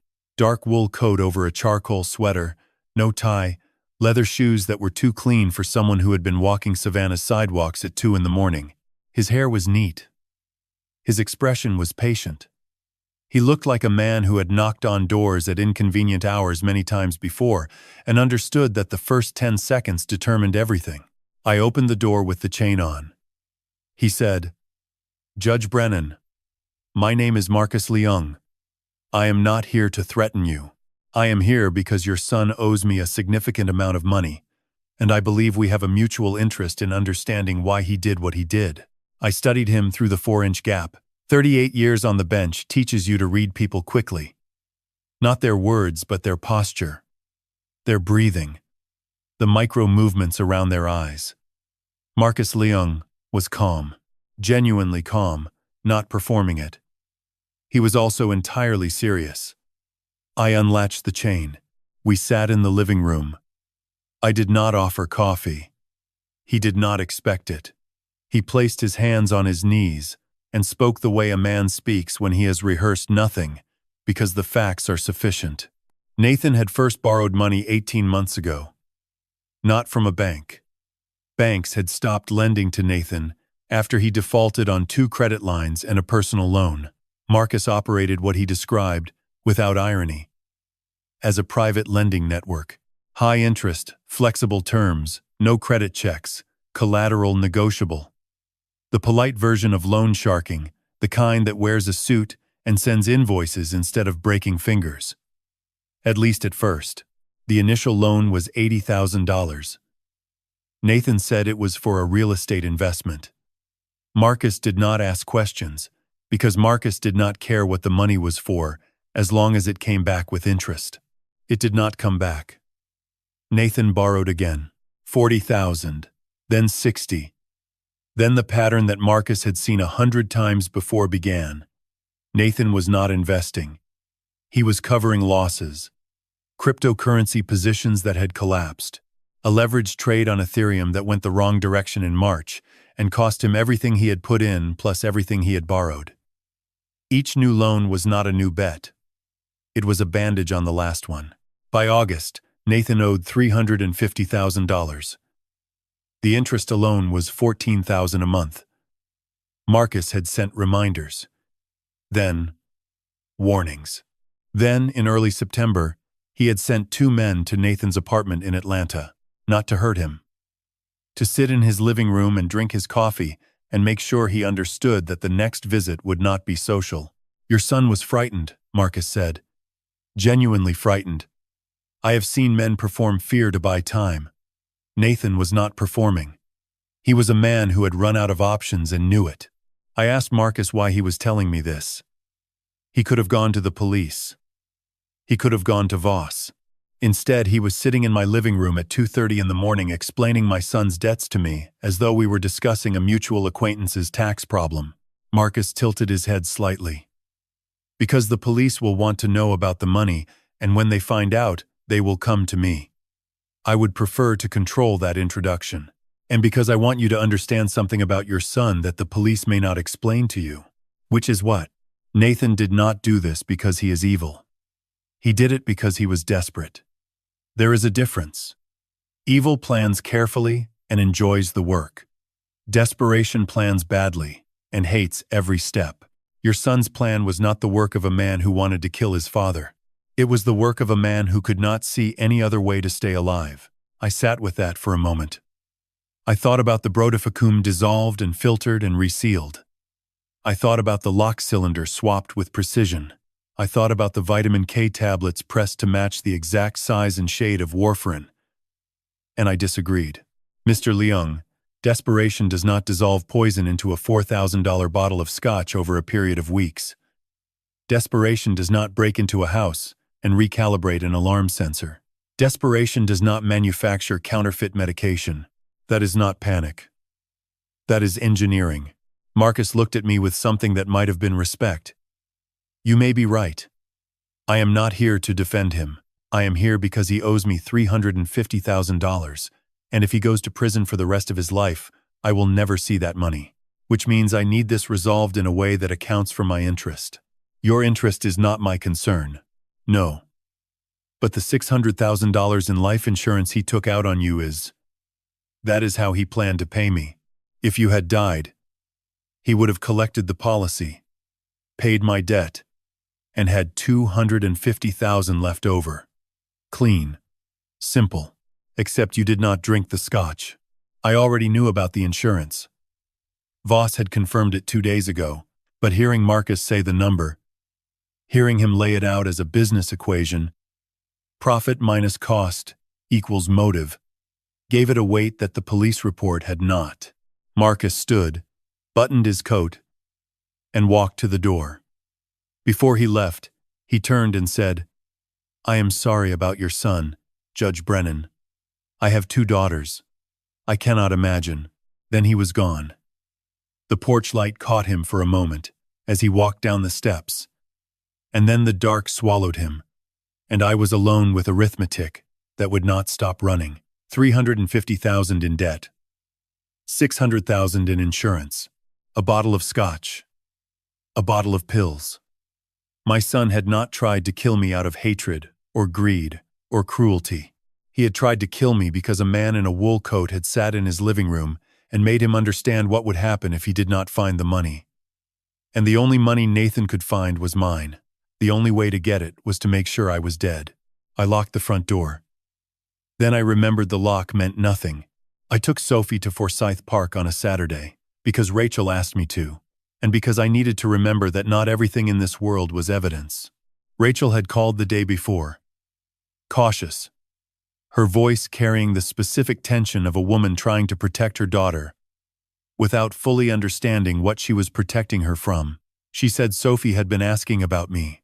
She said Sophie did not know anything about the investigation, only that Grandpa Walt had not visited in a while, and she wanted to see the fountain. Rachel asked if I was up for it. I said yes before she finished the sentence. Sophie was 8 years old and had her grandmother's face. Not in the obvious way people talk about family resemblance, the shape of the nose or the color of the eyes. It was subtler than that. It was the way she tilted her head when she was listening, slightly to the left, as though she were giving your words extra room to land. Elaine used to do that. Every time I saw Sophie do it, something in my chest opened and closed so fast I could not name it. We walked the path along the north side of the park. The live oaks were heavy with Spanish moss, and the light came through in pieces, gold and green, the kind of savanna afternoon that makes you forget the humidity because the beauty earns it. Sophie held my hand for the first 3 minutes, then let go because she spotted a squirrel, then came back because the squirrel was not interesting enough. She wanted to see the lily pads in the pond near the garden. She had learned about photosynthesis in school and wanted to explain it to me, which she did with the confident inaccuracy of a 3rd grader. The lily pads were eating sunlight and turning it into oxygen, she said.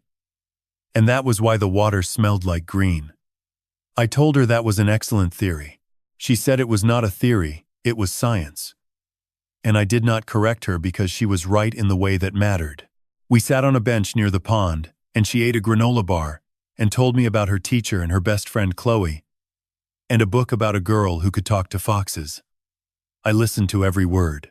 I watched her hands move when she talked, small and quick, conducting her own sentences, and I thought about what Nathan had done and what Nathan had tried to do, and I looked at this child and understood with a clarity that had no room for doubt that whatever happened next, Sophie could not become collateral damage. Not in the investigation, not in the trial, not in the story people would tell about the Brennan family, for years after this was over. Then she said something that stopped me. She was talking about a weekend she had spent with Nathan last spring. She said they had driven to a place with lots of trees and a lake, and Daddy had been on the phone the whole time and she was bored. She said, he was talking about Grandma's car. He told someone it was old, and the brakes were bad, and that's why she crashed. But Grandpa, you told me Grandma's car was new. You said she picked the blue one because it matched her eyes. I had told her that. 2 years ago, sitting on this same bench. Elaine had bought that Volvo 14 months before the accident. It was not old. The brakes were not bad. The dealership service records, which I had reviewed obsessively in the months after her death, showed a routine inspection 8 weeks before the crash, with no issues noted. I said, "You're right, sweetheart. Grandma's car was new. So why did Daddy say the brakes were bad? I do not know. But that is a very good question." She moved on to the foxes again, because she was 8 and her mind worked in spirals. And I sat there with her words lodged in me like a splinter I could feel but not yet reach. Rachel was waiting at the park entrance when I brought Sophie back. She had parked the silver Honda under a magnolia and was leaning against the driver's side door with her arms crossed. Not impatient but watchful. Sophie ran to her, and Rachel caught her with one arm and kissed the top of her head without taking her eyes off me. After Sophie was buckled into the back seat with her earbuds in, Rachel and I stood on the sidewalk, and I asked her directly.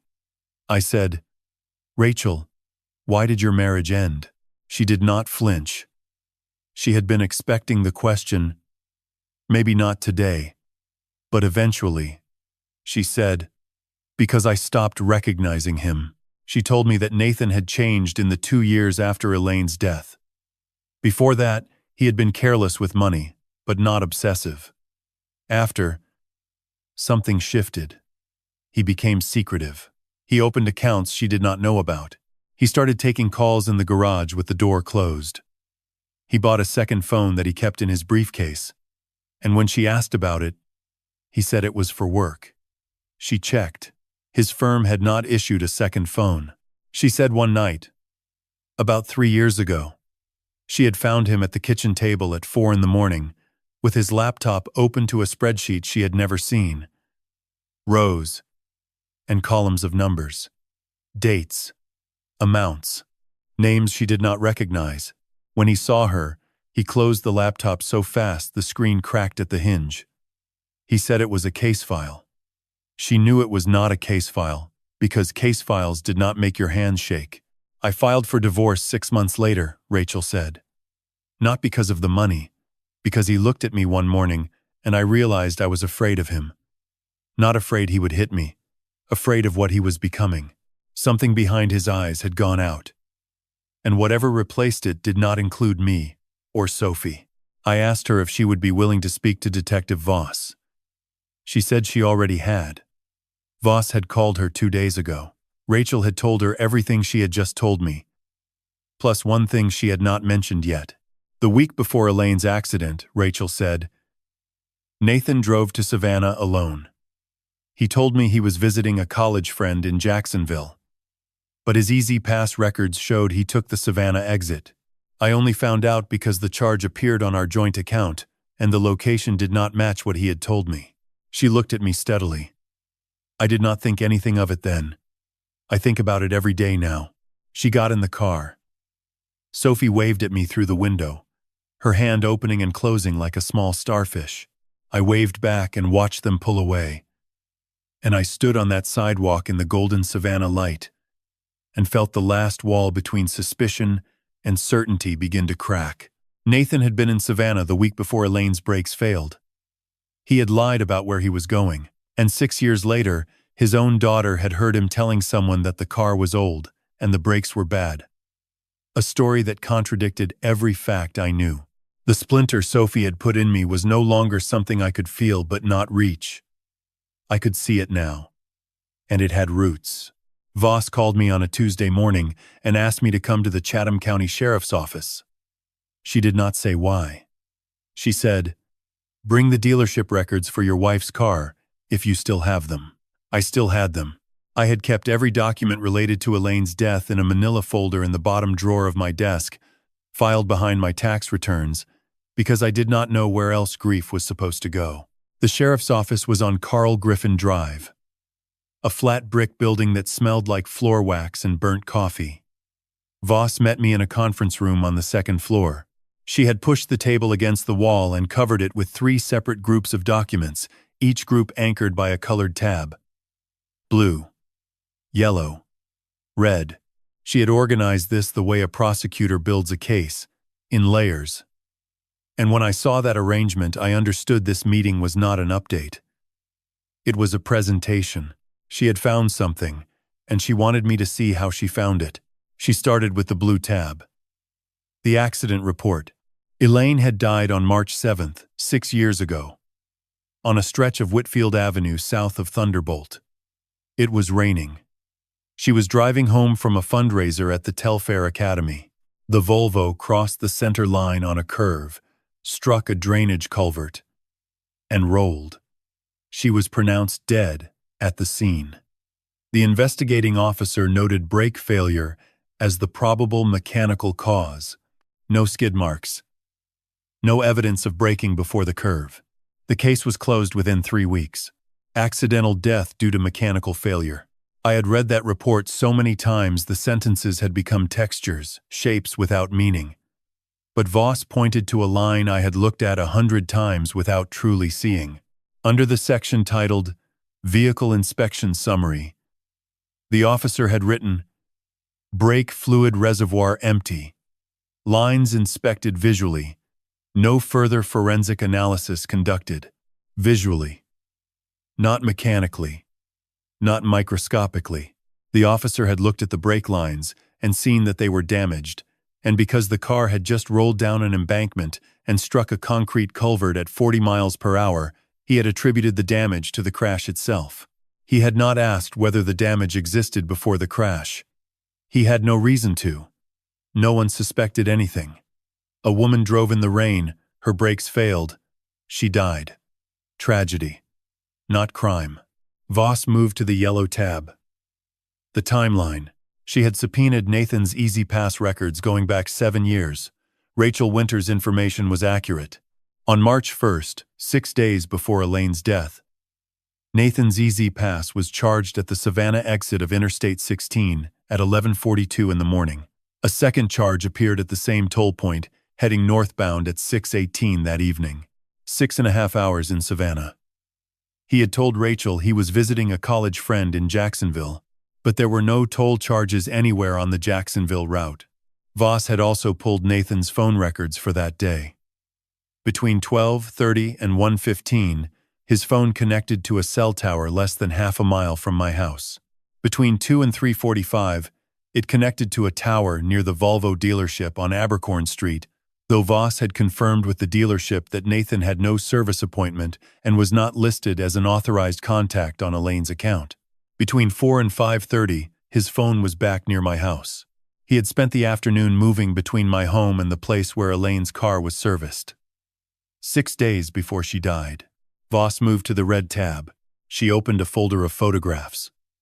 These were from the original accident investigation, stored in the county evidence archive. Never re-examined, because there had never been a reason. 12 photographs of the Volvo's undercarriage, taken at the impound lot 2 days after the crash. Voss had sent digital copies to a forensic mechanical engineer at Georgia Tech. A woman named Dr. Patricia Hollis, who specialized in vehicular failure analysis. Dr. Hollis had delivered her preliminary findings that morning. Voss placed 3 enlarged photographs in front of me. Each showed a section of the brake line running along the driver's side frame rail. In the first photograph, the line appeared crushed and torn, consistent with crash damage. In the second, taken from a slightly different angle, there was a clean lateral cut, approximately 4 centimeters, from a mounting bracket. Not a tear. Not a fracture. A cut. The edge was straight. The metal showed no deformation around the incision, which meant it had been made when the line was under no stress, before the crash, not during. The third photograph showed a close-up of the cut. Dr. Hollis had marked it with a digital arrow and a single annotation. Incision consistent with a tubing cutter or sharp blade, not consistent with impact damage or material fatigue. Voss, let me look. She did not speak.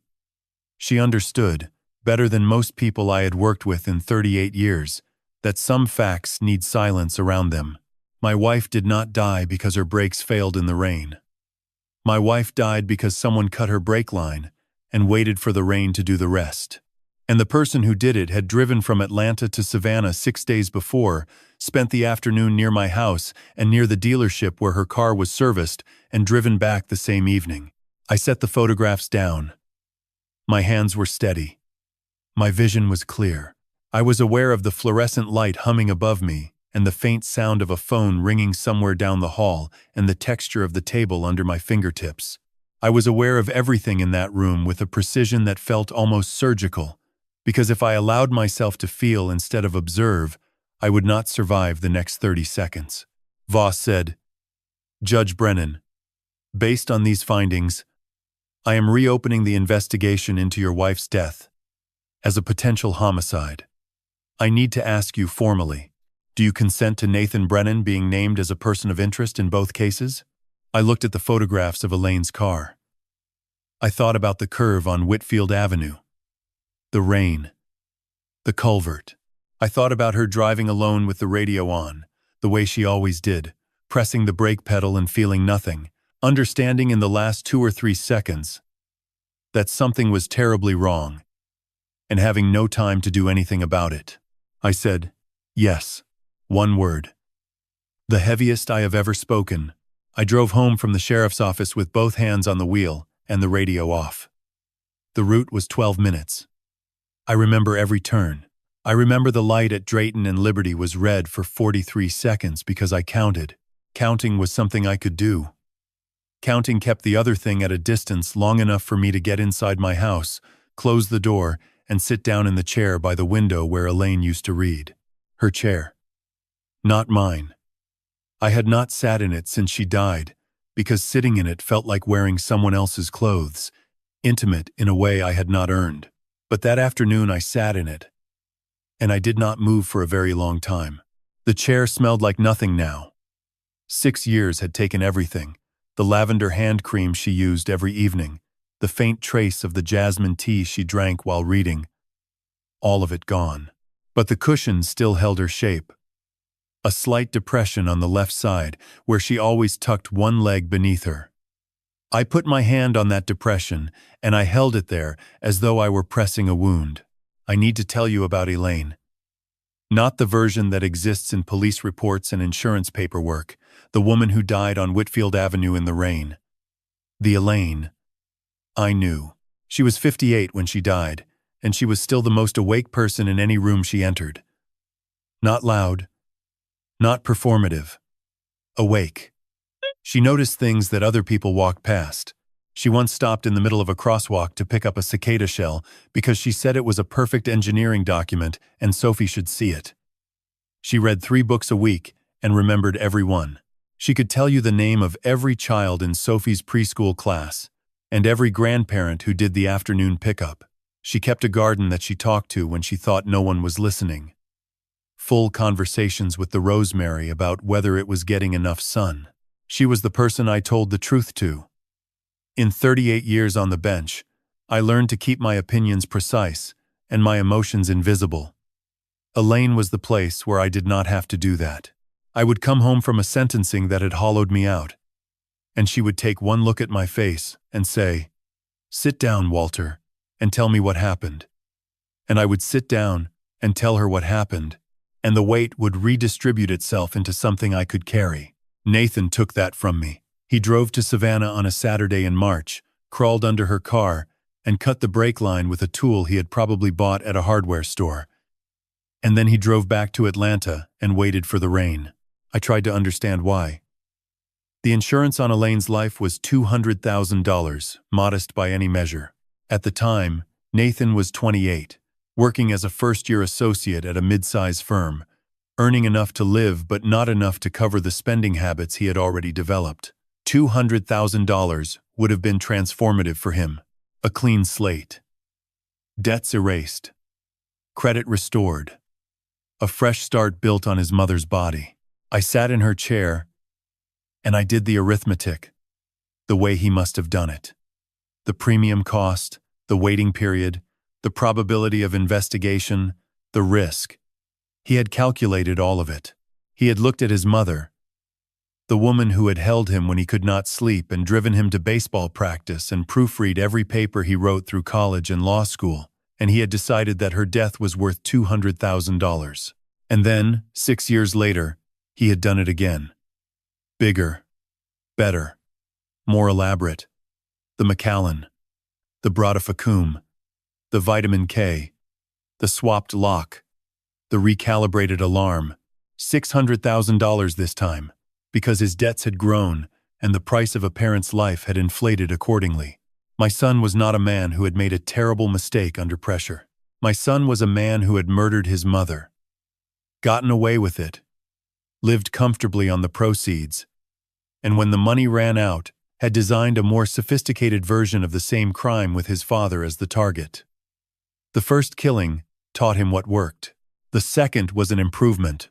I sat in that chair until the light outside the window changed from afternoon gold to the flat gray of early evening.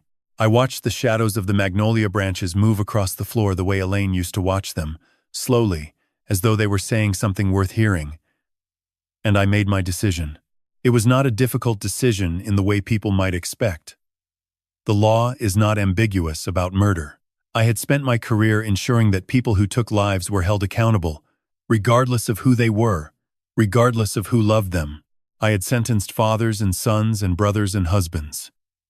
I had looked into their families' faces in the gallery and delivered verdicts that I knew would break those families apart, and I had done it because the alternative was a world where killing someone carried no consequence as long as the killer was loved. I could not exempt my own son from the system I had spent my life upholding. If I did, then everything I had done on that bench was theater. Every sentence I had handed down was a lie told by a man who believed in justice only when it cost him nothing. I picked up the phone and called Voss. She answered on the second ring. "Detective, this is Walter Brennan. I want you to know that I will cooperate fully with both investigations. I will provide testimony. I will provide access to every document, every record, every piece of evidence in my possession. And I will not ask for leniency. Not for Nathan. Not for myself. Whatever the evidence supports, I want it pursued to its conclusion." There was a pause. Then Voss said quietly, "Thank you, Judge. I know what this costs." She did not know. No one could. But I appreciated that she tried. I hung up and sat in Elaine's chair for another hour. The room went dark around me. I did not turn on the lights.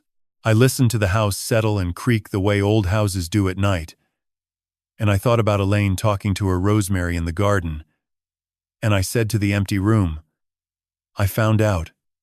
Elaine. It took me 6 years, but I found out, and I am going to make sure it matters." No one answered.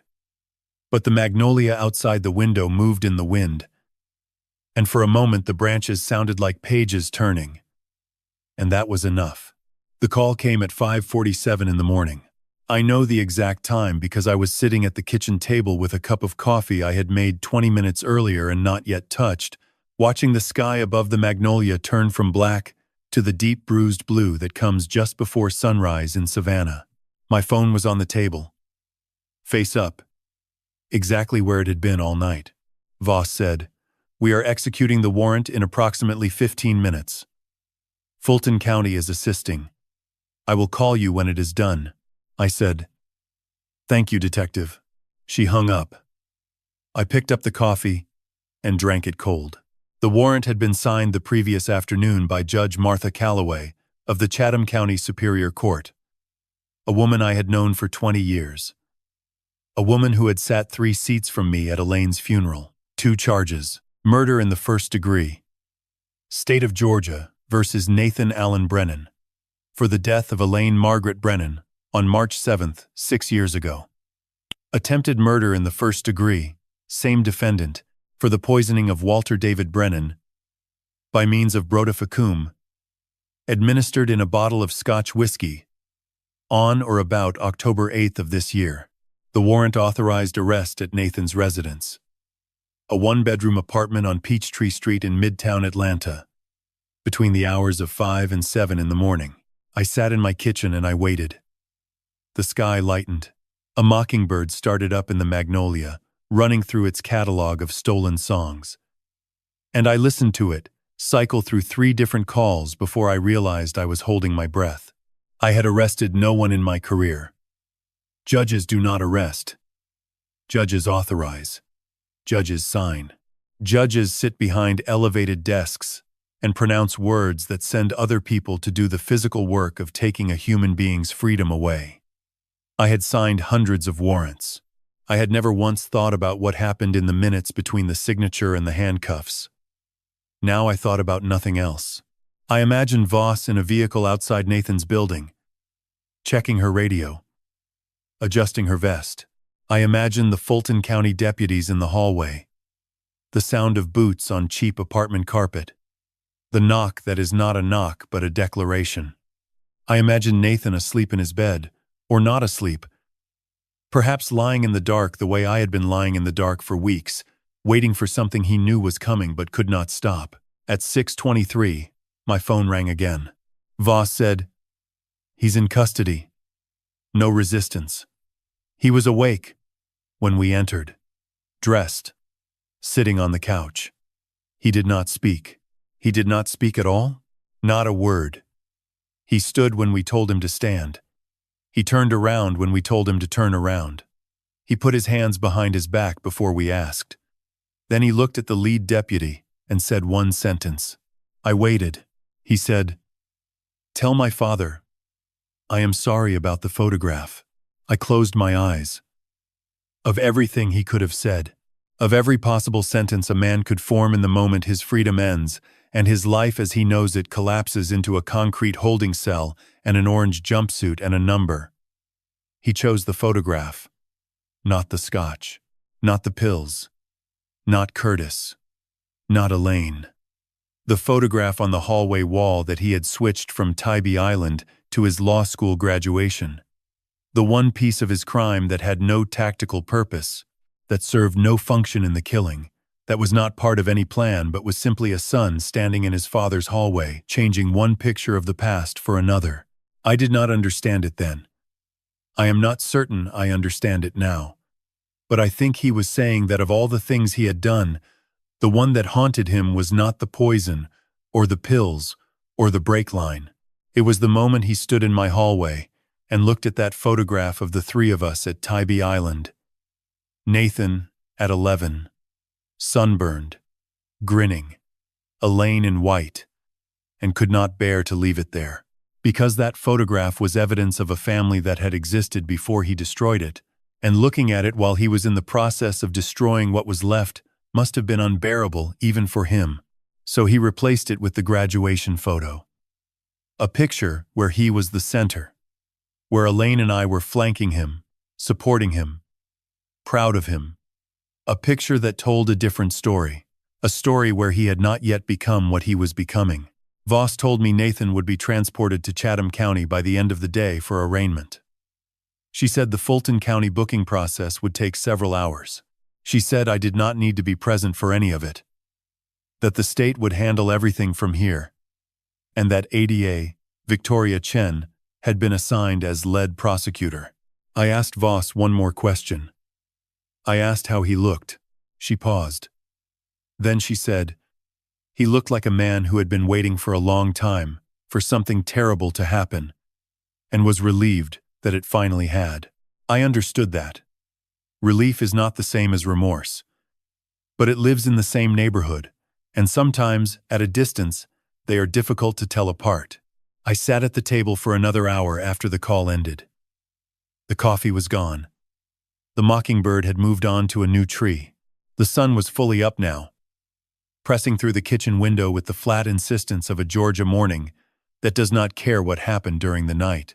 I looked at the chair across from me, the empty chair where Elaine used to sit with her jasmine tea and the crossword puzzle she worked in ink because she said pencils were for people who did not trust themselves. I said, "They have him, Elaine." The kitchen was quiet. The mockingbird sang from somewhere I could not see. I washed my coffee cup, dried it, put it back in the cabinet, and drove to the hospital to see Curtis. Curtis was sitting up in his hospital bed when I arrived. He had lost weight. His skin had the yellowish cast of a man whose liver was still deciding whether to forgive him for what had been done to it. But his eyes were clear. And when he saw me, he said, "Walter, you look worse than I do." And I was poisoned. I sat with him for an hour. I told him everything. The brodifacoum, the vitamin K switch, the lock, the alarm, Marcus Leung, Sophie in the park, Rachel's EZ-Pass revelation, the brake line, Elaine. He listened the way Curtis always listened, with his whole body still and his eyes fixed on mine. The way he listened to clients who came to his office carrying grief they did not yet know how to organize. When I finished, he was quiet for a long time. Then he said, "I poured that scotch and thought of you." I raised the glass and said, "Happy birthday, Walt." That's the last thing I remember clearly. The next thing I knew, Margaret was screaming, and there were paramedics in my dining room. He looked at his hands. "He almost killed me to get to you." I was not even part of his calculation. I was an accident inside his plan. I said, "I know. And I am sorry. Don't you dare apologize for your son, Walter. You didn't build this." He did. I left Curtis at noon and drove to the Chatham County Sheriff's Office. Ada Victoria Chen met me in the lobby. She was younger than I expected. Mid-30s. Sharp-featured. With a briefcase that looked like it had seen more courtrooms than most lawyers twice her age. She shook my hand and said, "Judge Brennan, I want you to know that Detective Voss conducted the interrogation this morning." Nathan Brennan waived his right to counsel. That stopped me. A lawyer waiving his right to a lawyer. Nathan knew better. Every first-year law student knows you do not speak to police without representation. The fact that he had waived meant one of two things. Either he had given up entirely, or he wanted to control the narrative without anyone editing him. Given what I knew about my son, I suspected the latter. Chen led me to an observation room adjacent to interview room 2. The interrogation had been recorded. She offered to let me read the transcript. I said I wanted to watch the video. I needed to see his face. The recording was 1 hour and 43 minutes. Voss sat across from Nathan at a metal table. Nathan was in the orange jumpsuit from Fulton County Booking. His hands were cuffed in front, resting on the table. His hair was uncombed. He looked like a man who had not slept in several days, which was probably true. For the first 19 minutes, Nathan said nothing. Voss asked questions. Nathan stared at the table. Voss waited. She was good at waiting. She understood that silence in an interrogation room is not empty. It is pressurized. Every second that passes without words adds weight to the next word that comes. At the 19-minute mark, Nathan raised his head and said, "I will tell you everything. But I want to say it once, in order. And I do not want to be interrupted." Voss nodded. Nathan began with Elaine. He said he had started gambling during his second year of law school. Small amounts. Online poker. Sports betting. It escalated the way these things always escalate. Not dramatically, but incrementally. Each loss slightly larger than the one before. Each win slightly less satisfying. By the time he graduated, he was $30,000 in debt and hiding it from everyone. Rachel. Elaine. Me. He said Elaine found out. She had called his bank by accident, trying to reach him. And a representative mentioned an overdue payment on a credit line she did not know existed. She confronted Nathan privately. She told him she would help him pay the debt, but only if he entered a treatment program and told me the truth. Nathan agreed to her face and panicked the moment she left. He said, "I could not let Dad find out. You have to understand that." He spent his life judging people. Literally. That was his job.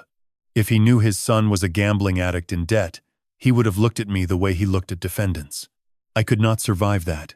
He said the idea came to him 3 days after Elaine's ultimatum. Not fully formed. A shape. A possibility. He said he drove to Savannah, parked 2 blocks from our house, walked to the driveway, and spent 45 minutes under Elaine's Volvo, with a tubing cutter he had purchased at a hardware store on Abercorn.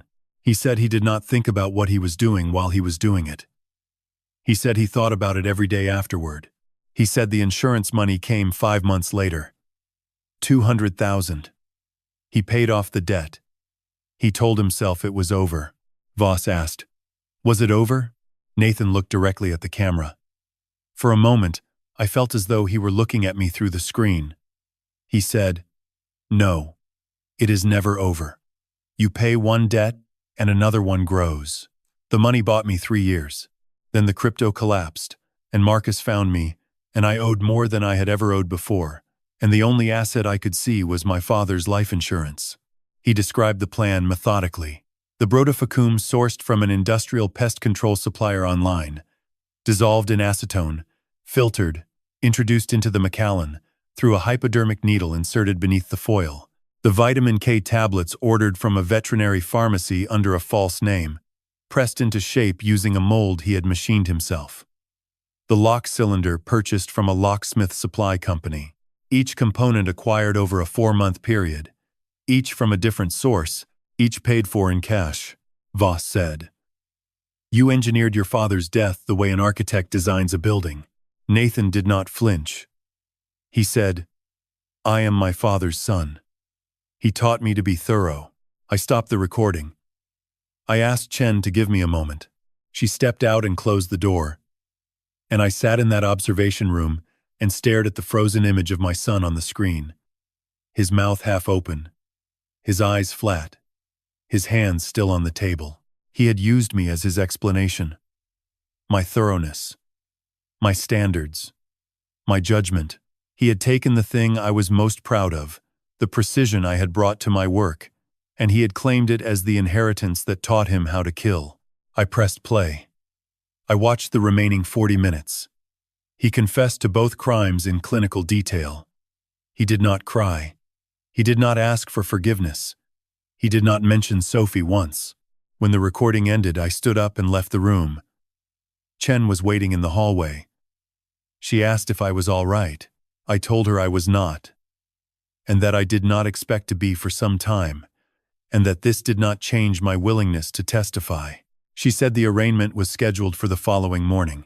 The trial began on a Monday in January and lasted 9 days. I will not describe every hour. Some things deserve compression, not because they do not matter, but because stretching them out would give them a shape they did not have. A trial is not a story. It is a machine. Evidence goes in one end. A verdict comes out the other. Everything in between is procedure. ADA Victoria Chen was precise, methodical, and unsparing. She built her case the way I had watched hundreds of prosecutors build theirs over 38 years, brick by brick, witness by witness, each piece of evidence placed so that removing any single one would not collapse the structure.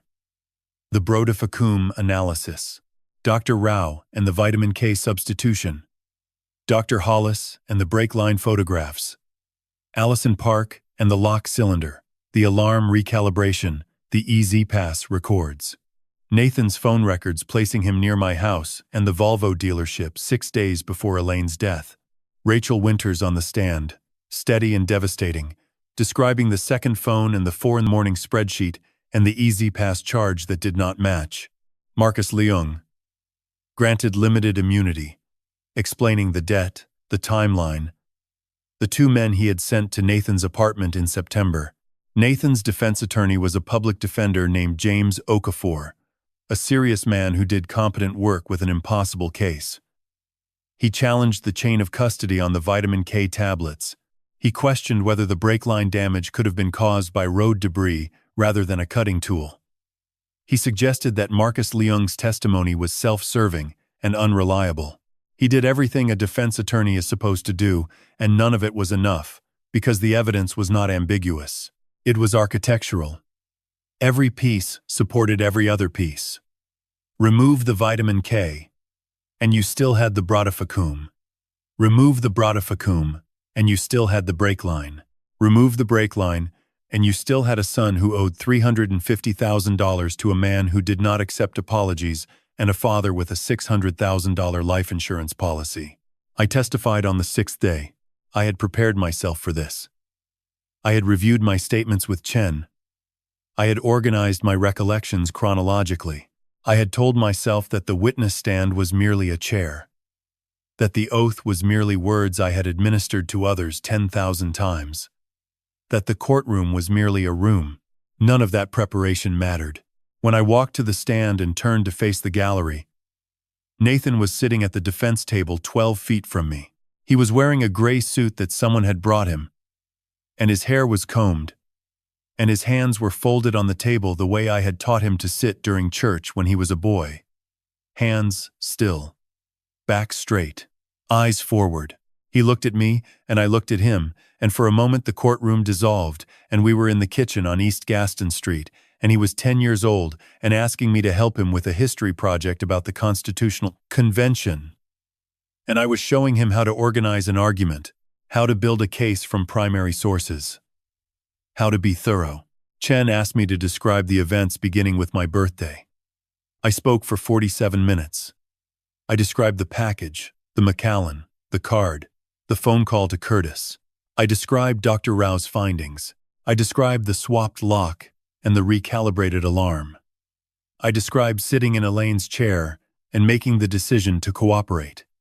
I described the call at 5:47 in the morning. I did not look at Nathan while I spoke. I looked at Chen, or at the jury, or at a point on the back wall just above the exit sign. I could not look at him because I knew that if I did, I would see the boy in the kitchen and not the man at the defense table. And the jury needed me to be a witness, not a father. The defense cross-examination lasted 11 minutes. Okafor asked me if I loved my son. I said yes. He asked if I believed my son was capable of these crimes before the investigation began. I said no. He asked if I had any reason to fabricate or exaggerate my testimony. I said I did not. He had no further questions. There were no further questions anyone could ask. Nathan did not testify. Okafor advised against it, and Nathan agreed. The confession video was admitted as evidence over a hearsay objection that the judge overruled. The jury saw Nathan say, "I am my father's son. He taught me to be thorough." I watched 12 faces absorb that sentence, and I saw the exact moment it landed, a collective stillness that moved through the jury box like wind through grass. The jury deliberated for 4 hours and 37 minutes. When they returned, the four-person stood, and the courtroom went quiet with the particular silence I had heard 1,000 times. The silence that precedes a verdict, the silence that is not empty, but full of every possible future, compressed into the space between one breath and the next. Guilty. Murder in the first degree. State of Georgia versus Nathan Allen Brennan. For the killing of Elaine Margaret Brennan. A sound moved through the gallery. Not a gasp. Something lower. Something involuntary. Guilty. Attempted murder in the first degree. Same defendant. For the poisoning of Walter David Brennan. I heard the words. I had heard those words before, hundreds of times. Spoken in the same cadence, in the same room, in courtrooms, just like this one across the state and across my career. Guilty. A word I had built my professional life around. A word I believed in with a conviction that had never wavered in 38 years. It sounded different when it was about your son. Nathan stood when the judge ordered him to stand. He looked at me once. Not with anger. Not with apology. With something I can only describe as recognition. The look of a man seeing clearly for the first time a thing he had known all along but had refused to examine. Then the deputies took his arms and turned him toward the side door that leads to the holding area, and he walked through it without looking back, and the door closed, and he was gone. I remained in my seat. The gallery emptied around me. Chen gathered her files.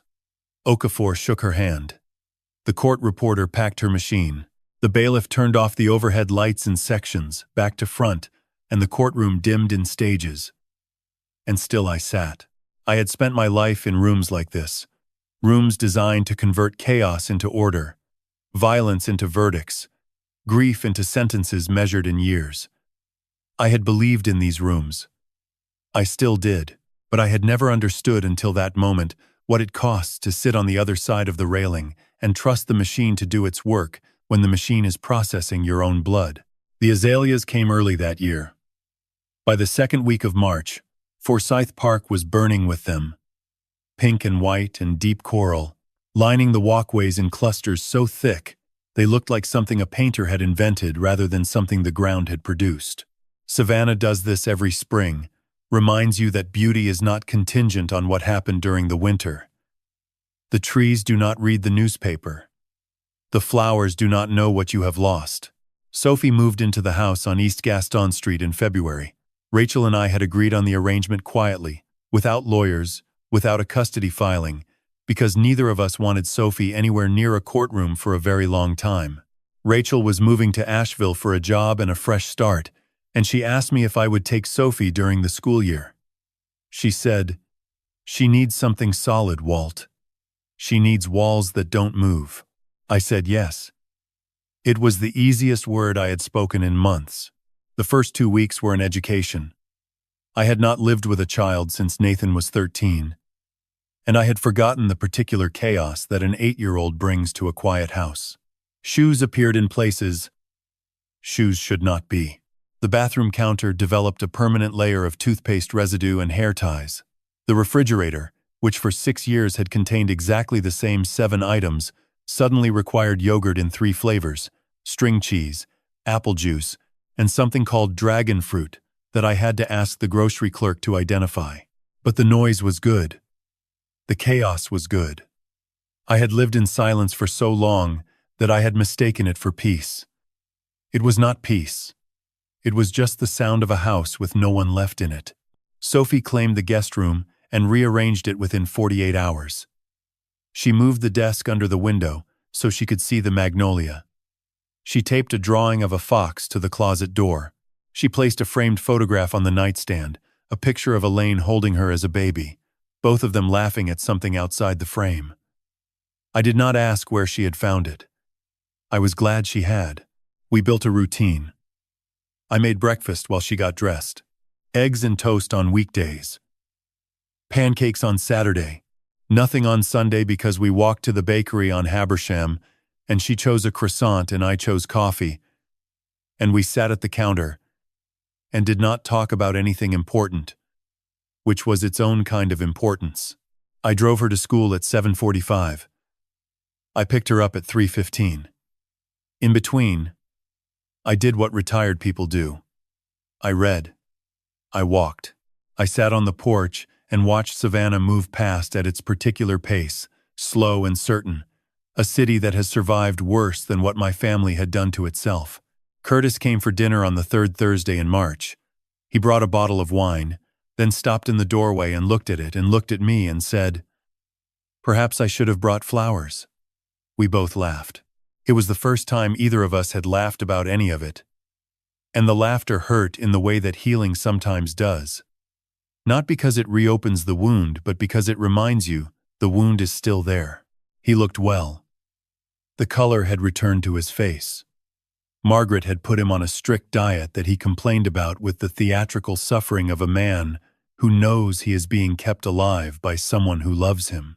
He and Sophie spent 20 minutes after dinner discussing the dietary habits of foxes, which Sophie considered herself an authority on, and Curtis listened with the grave attentiveness of a man taking expert testimony. On the last Saturday in March, I drove to Bonaventure Cemetery. I had not been since the anniversary in September, before any of this began. Elaine's plot was under a live oak near the eastern wall, shaded in the morning and sunlit in the afternoon. I brought azaleas from the garden, a small bunch, pink, because she had always said pink azaleas were the only ones worth growing, and the white ones were just showing off. I sat on the bench across from her headstone, and I told her what had happened. All of it. I had told her pieces before. In the kitchen, in the dark, in fragments, but this time I told her the whole story. From the UPS box on the porch to the verdict in the courtroom. And I did not leave anything out. I told her about the brake line. I told her about Nathan's confession. I told her about Sophie living in the house now, sleeping in the guest room with a fox on the closet door and her grandmother's photograph on the nightstand. I said, I do not know if I failed him, or if he was always going to become this. I have thought about it every day, and I do not have an answer. I may never have one. 1. The cemetery was quiet. A cardinal moved through the oak above me, quick and red.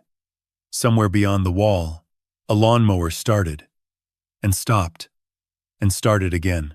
I said, Sophie has your laugh. Did I ever tell you that? She laughs the way you laughed, with her whole body. Like laughter is a physical event. I hear it every morning when I make pancakes and pretend to flip them badly. She thinks I cannot cook. She is probably right. I touched the headstone. The granite was warm from the afternoon sun. I am going to take care of her, Elaine. I am going to make sure she grows up knowing who you were. Not the version in the police report. The real one. The one who talked to the rosemary and did the crossword in ink and stopped in crosswalks to pick up cicada shells. That is the version that matters. That is the one she will carry. I left the azaleas against the base of the headstone and walked back to the car. That afternoon, Sophie asked me to take her to Forsyth Park to see the lily pads. We walked the same path we had walked in October. Past the live oaks and the Spanish moss and the fountain, the azaleas were everywhere. Sophie ran ahead of me on the path, her sneakers slapping the pavement, her hair swinging, and she turned around and yelled, Grandpa, come on! The lily pads are eating the sunlight, and I walked faster because she asked me to. We sat on the bench by the pond. She explained photosynthesis to me again, still confidently, still slightly wrong, and I listened to every word. The water smelled like green. The light came through the oak canopy in pieces, gold and warm, and it landed on her face, and on her hands, and on the lily pads floating in the still water, and for a moment everything was exactly what it appeared to be. A park. A pond. A grandfather and his granddaughter on a bench in the spring. I am 64 years old. I buried my wife and convicted my son, and I am raising my granddaughter in a house that still smells like magnolia in October and lavender in the evening when the light is right. I do not know what comes next. I have spent my whole life in rooms where the ending is written before the last witness takes the stand, where every story concludes with a sentence and a number and a door closing. This story does not end that way. This story ends with azaleas and lily pads and a girl who believes the water smells like green. That is not justice. Justice happened in January, in a courtroom, under fluorescent lights. This is something else. This is what comes after.